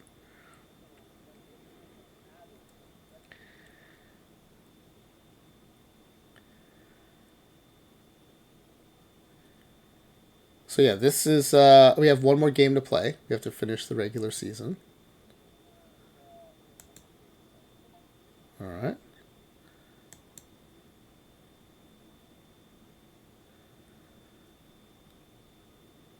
Relatively speaking, D Block only relative super high control is still super helpful, right? And I think that's what Ripley the Orioles showed too. Like their finesse pitcher is still super effective. It's just what we found though was super high stuff is more helpful than super high control, but they're both still very helpful. Well, now you're talking about combinations of stuff which we haven't tested for, so I would never hazard a guess on that. We've only done these in isolation. All right, well, let's watch the playoff just because it's fun. But this is a small sample size within a small sample size. But in both leagues, it is HRA versus PBABIP.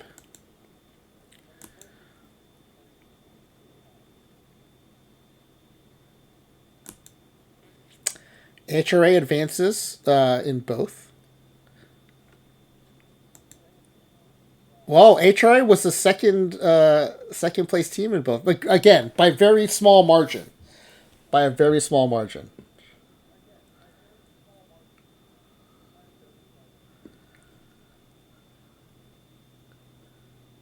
But, oops, but it is still there.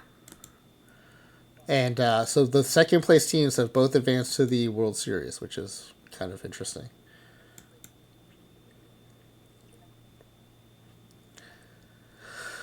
All right, so let's take a look at the stats. Season score is 1. Yeah, all these teams were pretty terrible.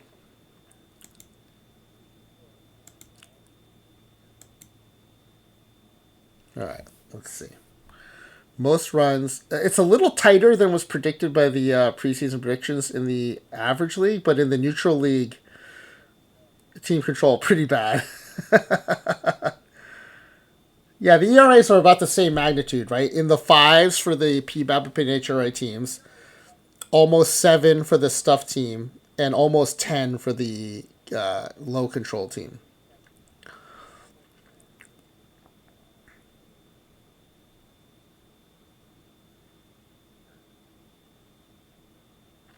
This is something I was also interested in too. Whether wild pitch is its separate calculation, it does seem tied to control, right? Because the team with the worst control did have the most wild pitches, but the degree is different,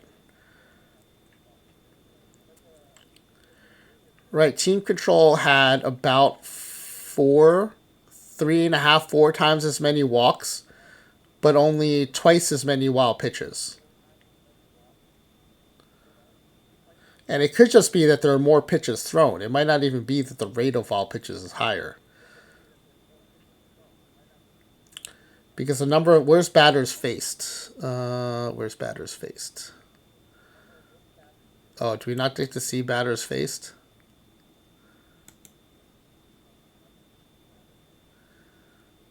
Because batter is this might scale with batters faced rather than by walks. So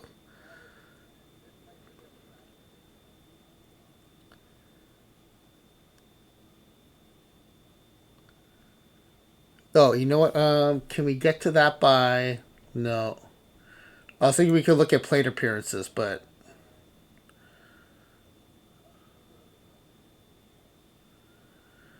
I mean the other teams do have more plate appearances than the team control team because they are facing the low control team.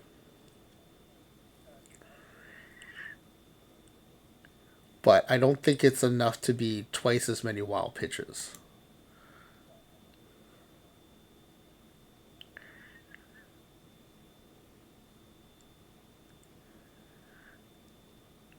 What else? Team HRA.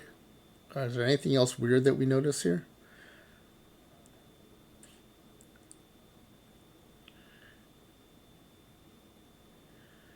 We probably have to go to sortable stats for that, Super Mudman, and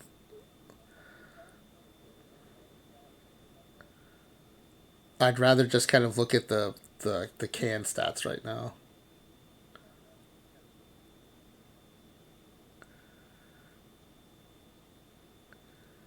Yeah, well, so the problem is at the team level, right? It's not like when you're looking at player statistics and you can look at. Well, actually, maybe if we go to the team pitching, and then we go to. We do have batters faced, but again, we'd have to sum this for the team.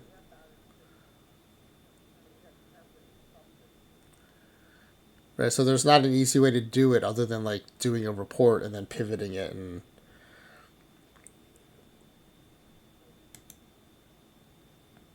but we have the data available. I can always send an export to someone if someone wants to crunch the numbers.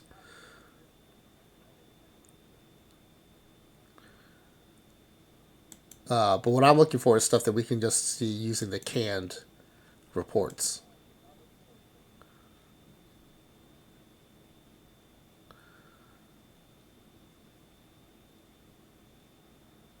Oh, maybe here. Could we do batters faced here?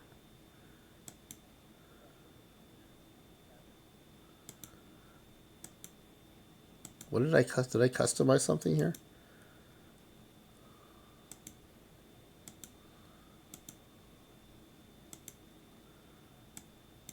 Can we add? Can we add batters? How about pitches thrown? Is pitches thrown in here?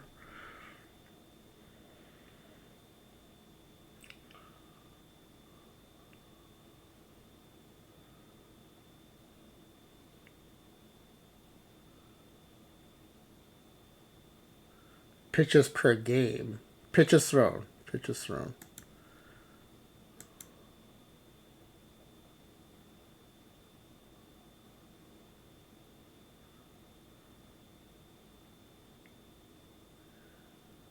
Yeah, they're throwing about 50,000 more pitches.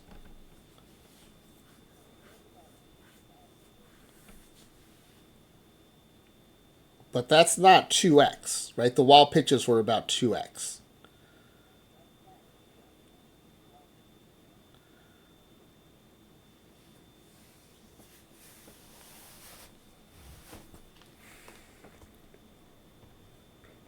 $50,000 more pitches is about 33% more, 30% more. But the wild pitches were about 2x. And so it doesn't quite scale. So the wild pitches do seem, but it's also not. It doesn't scale enough to be tied to walks, but it scales too much to be tied just to number of pitches. So actually, if you tie the wildness to the number of pitches, then you probably end up somewhere in the middle. Yeah, so it could be the wildness at the pitch level then translates to about 2x.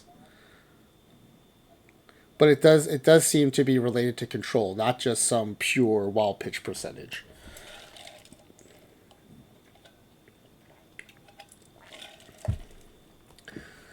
But anyway, at the surface level, is there anything else like worth noting here?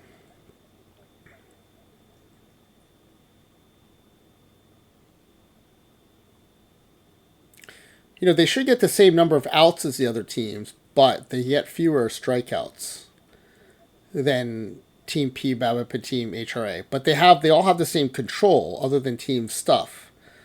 So why would they get fewer strikeouts?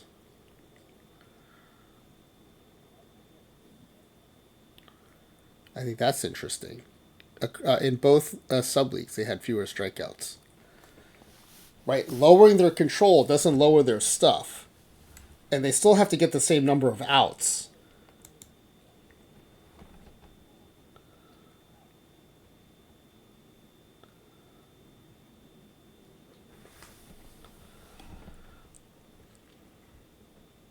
Yeah, but even if they lose the coin flip on a walk versus a strikeout, they still have to get the same number of outs over the course of the season. Oh, they for some reason they pitch fewer innings.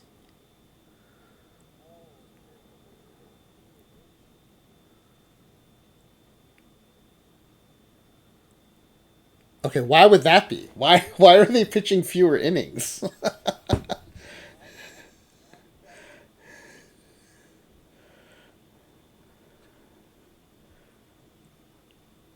Oh yeah, let's also look at the fielding because that zone rating thing was wild last time.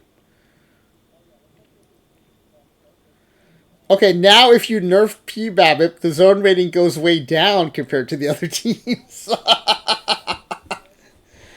I'm telling you, it seems like it's yeah, but they're getting pulled for other low control pitchers. Note of Anarchy. They still have to pitch the innings. These aren't starting pitcher innings or relief pitcher. They're just total innings pitched. If they get pulled, someone still has to pitch the innings for them. But this zone rating thing is interesting. When P BABIP is boosted, the zone rating goes up. When P BABIP is nerfed, the zone rating goes down. It does seem like the game is trying to grapple with extreme P BABIP.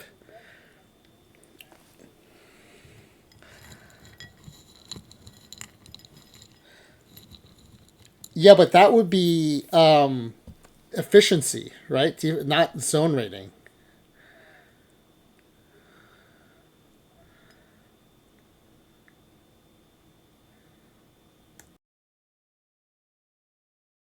Because we had that same discussion on the boosted P BABIP last night. Yeah, I believe so. If you go into any player,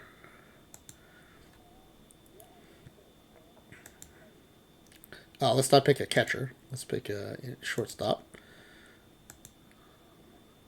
There's an efficiency rating right here. There's range, zone rating, and efficiency. There's fielding percentage, range, zone rating, and efficiency.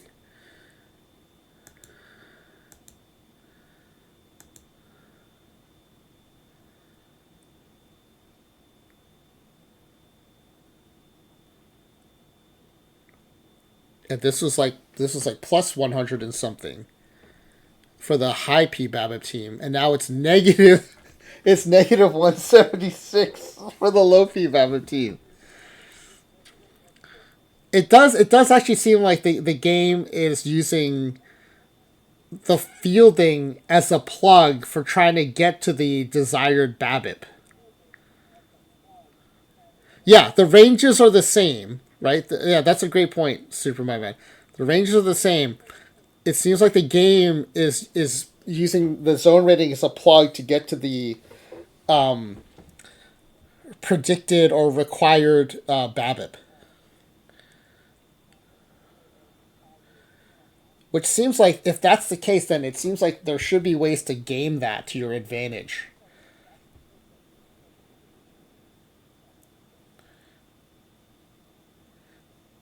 Like, a lot of people say if you have high P BABIP pitchers, you need good fielding to support them because they have so many balls in play.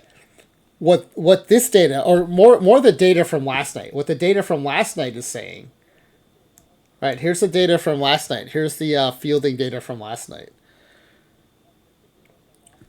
What this is almost seeming to say is, like, if you have a high P BABIP pitcher, put terrible fielders in the field because the game is going to boost their zone rating to make the BABIP work out.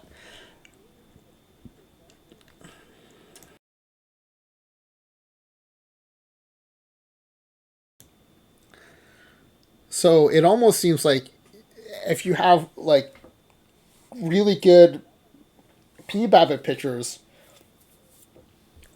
put your bat first fielders in because the game's gonna boost the zone rating to make the to make the BABIP numbers work out.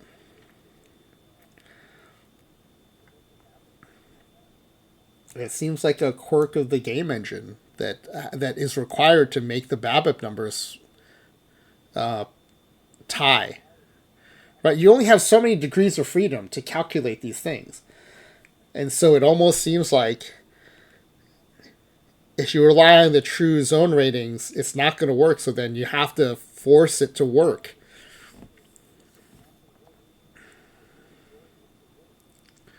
And it seems like it's using zone rating as that plug to make it work.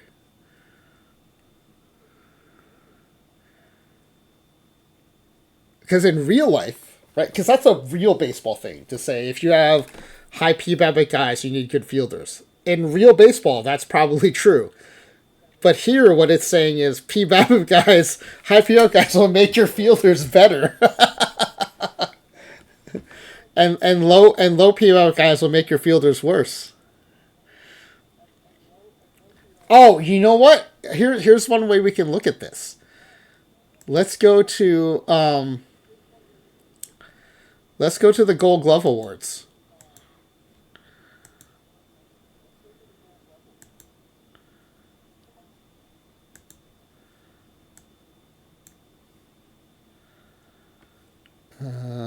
Gold Gloves. None of these Gold Glove winners are from Team PBABIP except for the pitcher.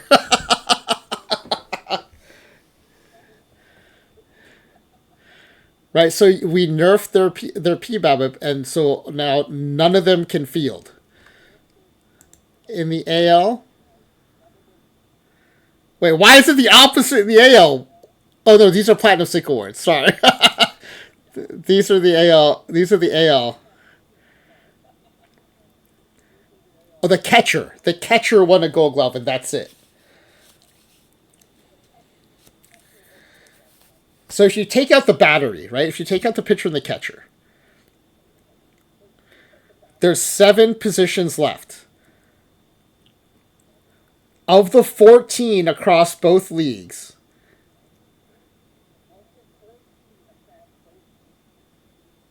if all things are equal, each team should win 3.5. That's your fair share. Team PBABIP won none of them. Let's hold on. Let's save this. And let's go back to last night's.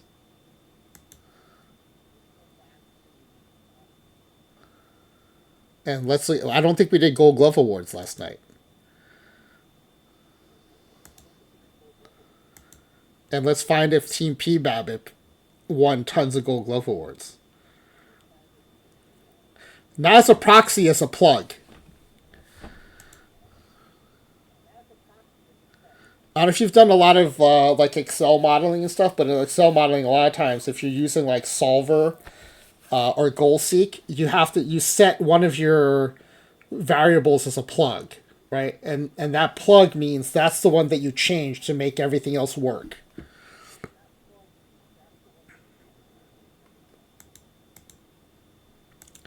All right, let's go to, we did not do Great Glove Awards. Let's go to Great Glove Awards. So if this theory pans out, we should have lots of PBABIP Gold Glove winners. Look at this. PBABIP, PBABIP, PBABIP, PBABIP, PBABIP, PBABIP. And again, everyone is average fielding, right? There's no reason that should happen. In the average, like PBABIP, PBABIP, PBABIP. So of the 14, again, right? Of the 14, 1, 2, 3, 4, 5, 6, 7, 8, 9. Fair share is 3.5. PBABIP won 9. When PBABIP is nerfed, fair share is 3.5. PBABIP won 0.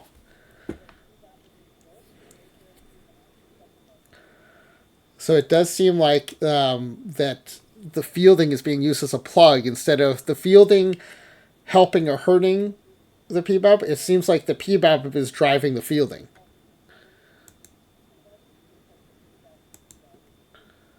which is a crazy finding.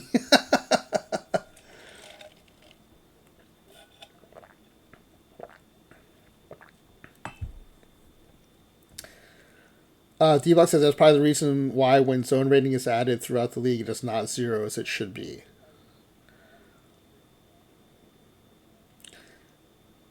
Gingerbread Man 35 says that somehow makes no sense, yet makes plenty of sense.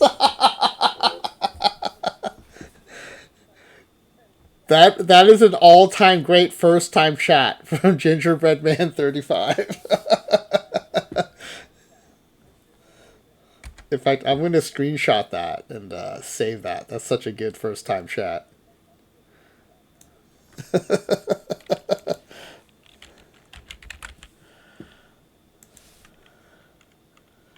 Yeah, it's wild. Now, I'm still speculating, right? Like, the data is pointing towards that. There could be other things at play. I don't know what those could be, but there could be other things at play that are causing that to happen. But, it does seem like the data is pointing towards zone rating or fielding being used as a plug.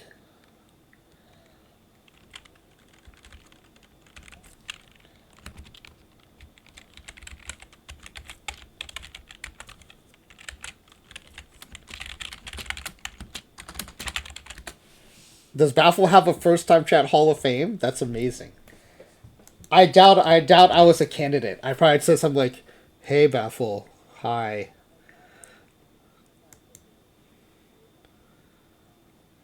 So yeah, let's get back into tonight's save.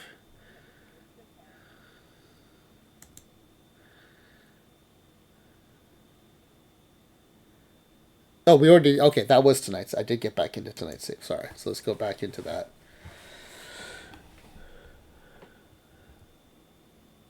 Now, look, there's no guarantee that just because it seems like it's working that way in the base game, that that's how it works in Perfect Team.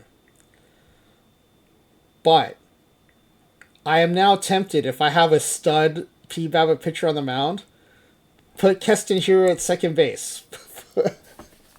Put whoever you want at shortstop. Their defense will be boosted.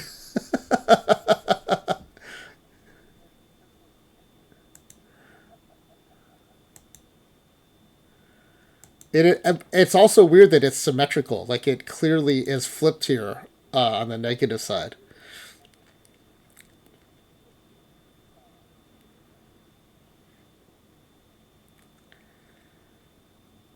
Now, in a normal league, is zone rating supposed to zero out? Is zone rating a zero sum? I actually don't know the answer to that. If someone knows that, I'd be interested to know. No, only if you have a high PBAV pitcher on the mound, D-Block.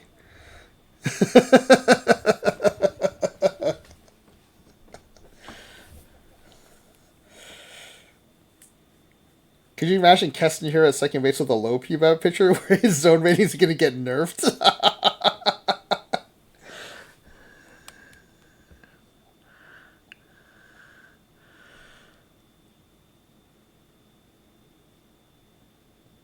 Yeah, he would be a statue. He'd be worse than a statue.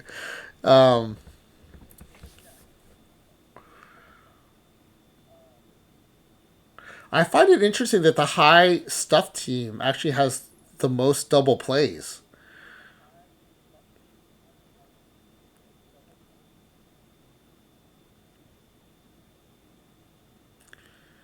Because you think if you're getting most of your outs through strikeouts, that's not a double play opportunity.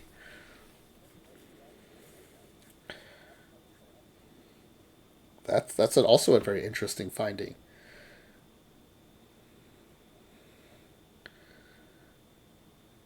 Huh. All right, back to the pitching stats. I mean, so it's clear that it's not symmetrical. And if you're going to have a deficit in pitching, don't have it in control. Right, because look at the differences. It's 300 runs here. It's 900 runs here. And then it's 1900 runs here.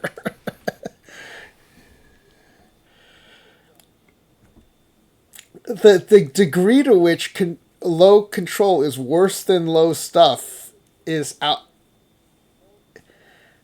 It's astounding. So look, if you have to be bad at something, be bad at PBABIP. And only slightly worse is be bad at. That's to me, that's the big shocker. That being bad at home run suppression is only second worse and barely worse than PBABIP. And this is in 2025, which is a historically high power environment.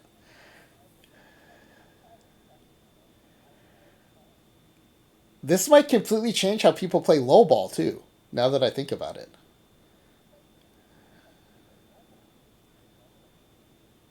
If you're a bad pitcher, work on your control before you work on your HRA.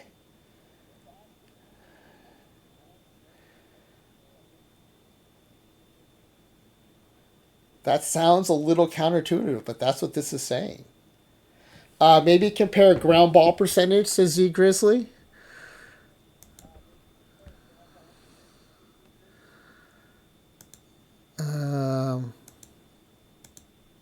Oops. Can we add? We can probably add ground ball percentage here, right?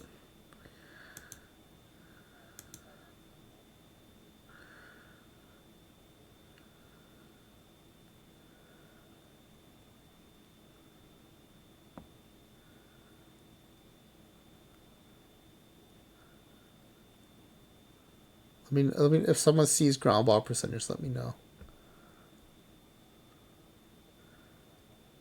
Oh, there we go. That's number ground out. There's ground out percentage, which is close enough.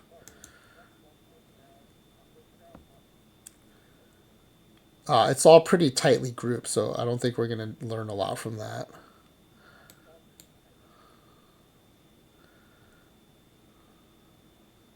I mean, team stuff does have the lowest.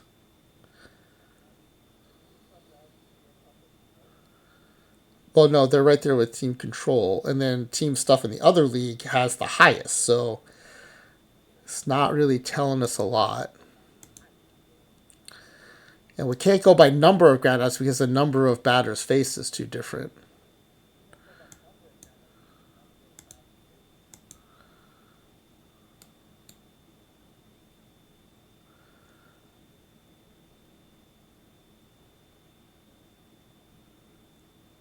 Does defensive efficiency change, I wonder?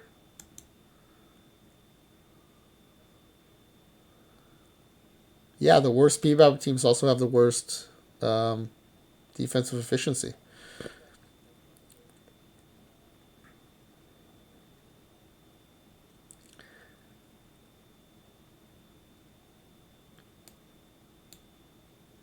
I wonder if that's the opposite in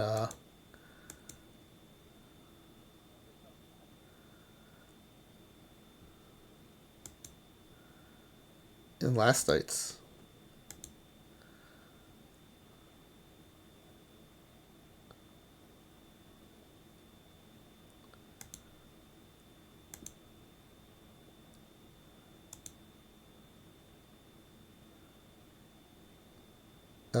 Yeah, look, boosted PBAB has way higher efficiency too, not just zone rating. And nerf PBAB had the lowest efficiency, so it's not just zone rating; it's efficiency too.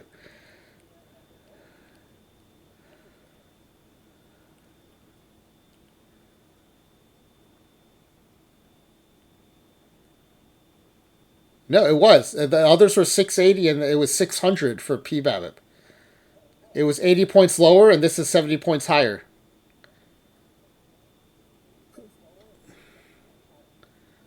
So it is swinging with PBAB. Okay, this is adding to my belief then that the game is using fielding to make the PBAB to make the translation from PBAB to resulting BABIP work out.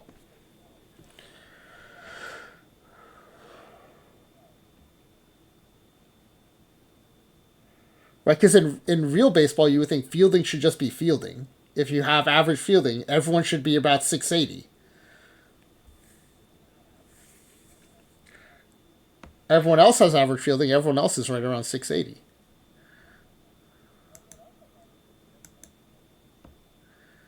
But when you boost PBAB, your efficiency and your zone rating go up. And then when you nerf PBAB,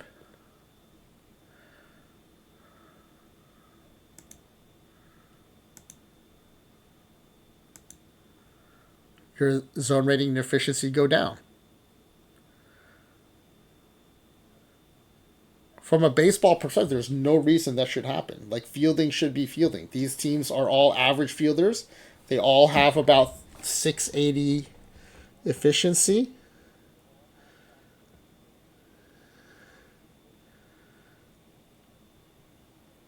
Except if your PBAB is low, your efficiency goes down. If your PBAB is high, your efficiency goes high.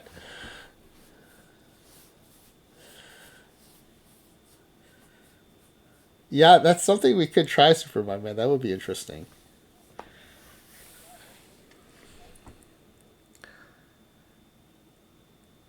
No, yeah, there's no guarantee that this is how Perfect Team works, but it does make me wonder.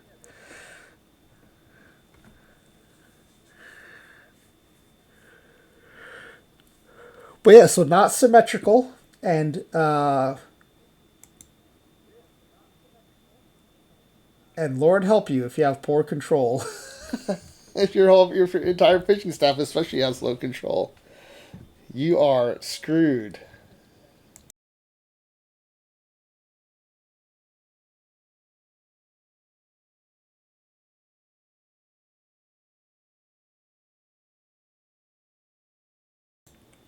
All right, let's pay out those channel points.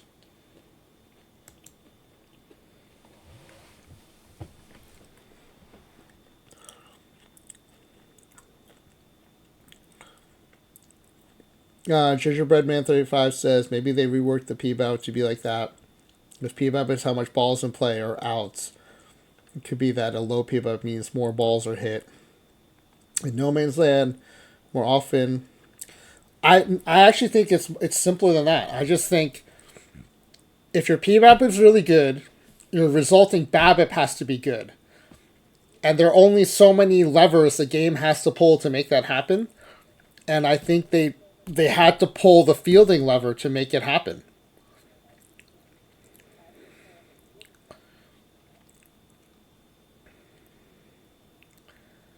I think what you're saying makes sense. Again, there's things that make sense from a baseball perspective.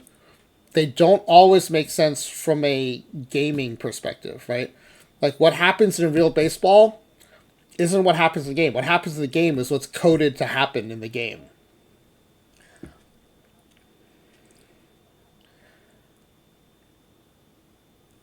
And to me, the only way these numbers make sense is if they had to do something like that to make the coding work out.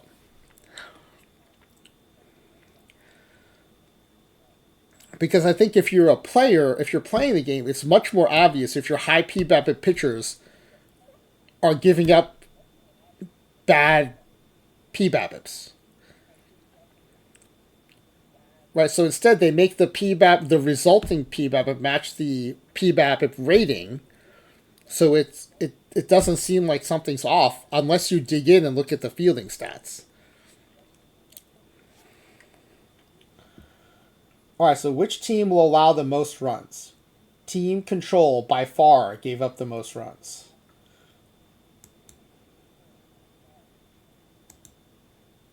So we're going to complete the prediction.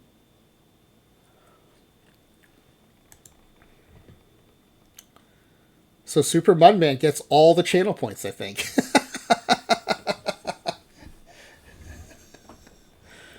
Congratulations to Super Mudman. And starting Monday, these winnings can be pack giveaways. So we can start doing pack giveaways on Monday.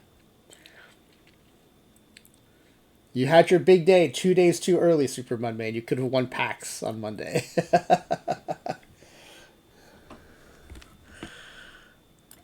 All right, so let's do this. I'm gonna get a screenshot. I'm gonna recreate the pages I made yesterday.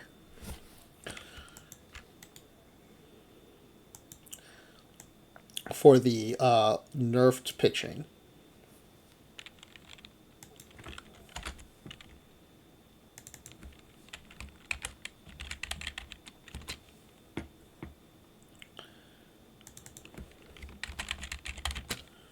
And this time it's nerf PBAB appears to nerf zone rating.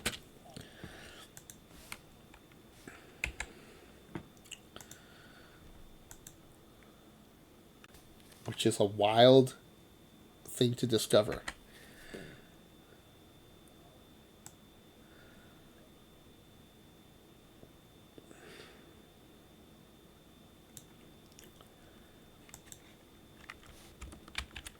And again, from a user perspective,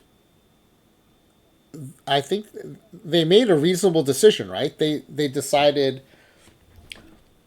it would be weird if a really good PBAB pitcher gave up a bad PBAB. So let's make it work.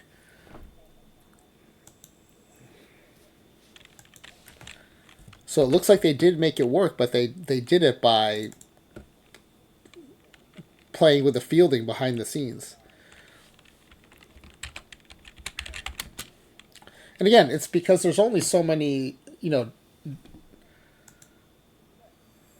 so many degrees of freedom for these calculations, because you have so many variables that some are dependent on others, right? And so you only have so many that are free to be used in these calculations. Let's screenshot this.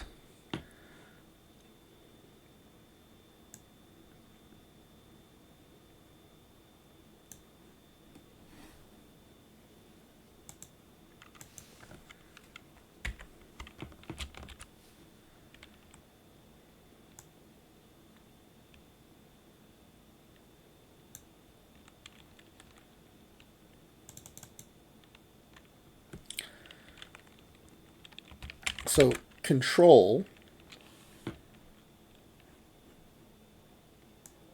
nerf control is by far the worst, right? It's worse than stuff, which is worse than HRA, which is pretty close to PBAB. Or, I mean, how close were they? In runs allowed, 300. Yeah, it's almost like it's okay. It's almost like this has to be like 5. 5. This is like 2, and this is like 1. But nerf control is by far the worst. Don't let your control get nerfed.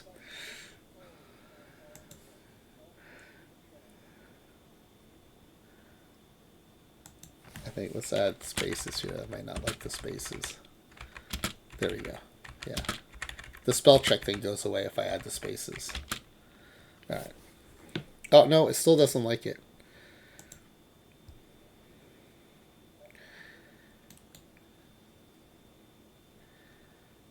We'll just add it to the personal dictionary. Alright. Yeah, so if you want to be good at something in pitching, be good at stuff. If you have to be bad at something, don't be bad at control.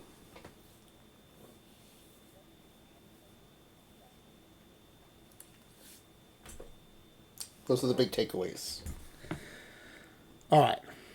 Well, thanks for being here, everybody. I hope you all found that as interesting as I did. I find this stuff fascinating. I know it's pretty nerdy and in the weeds, but...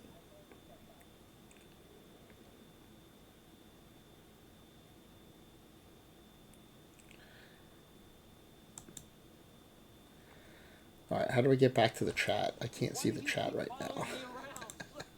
Oh, there we go. Alright.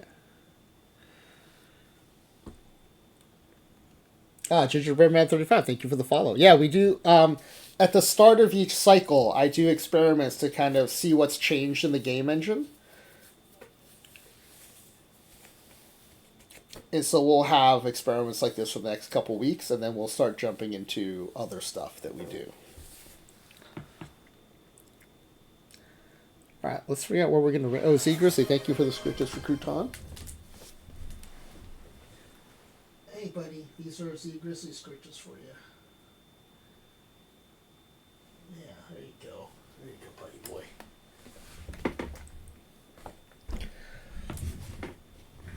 All right. Oh, tonight is the last night of sumo.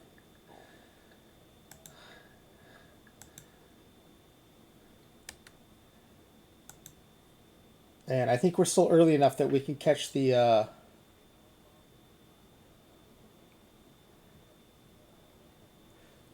biggest matches come at the end of the tournament, at the end of each day. So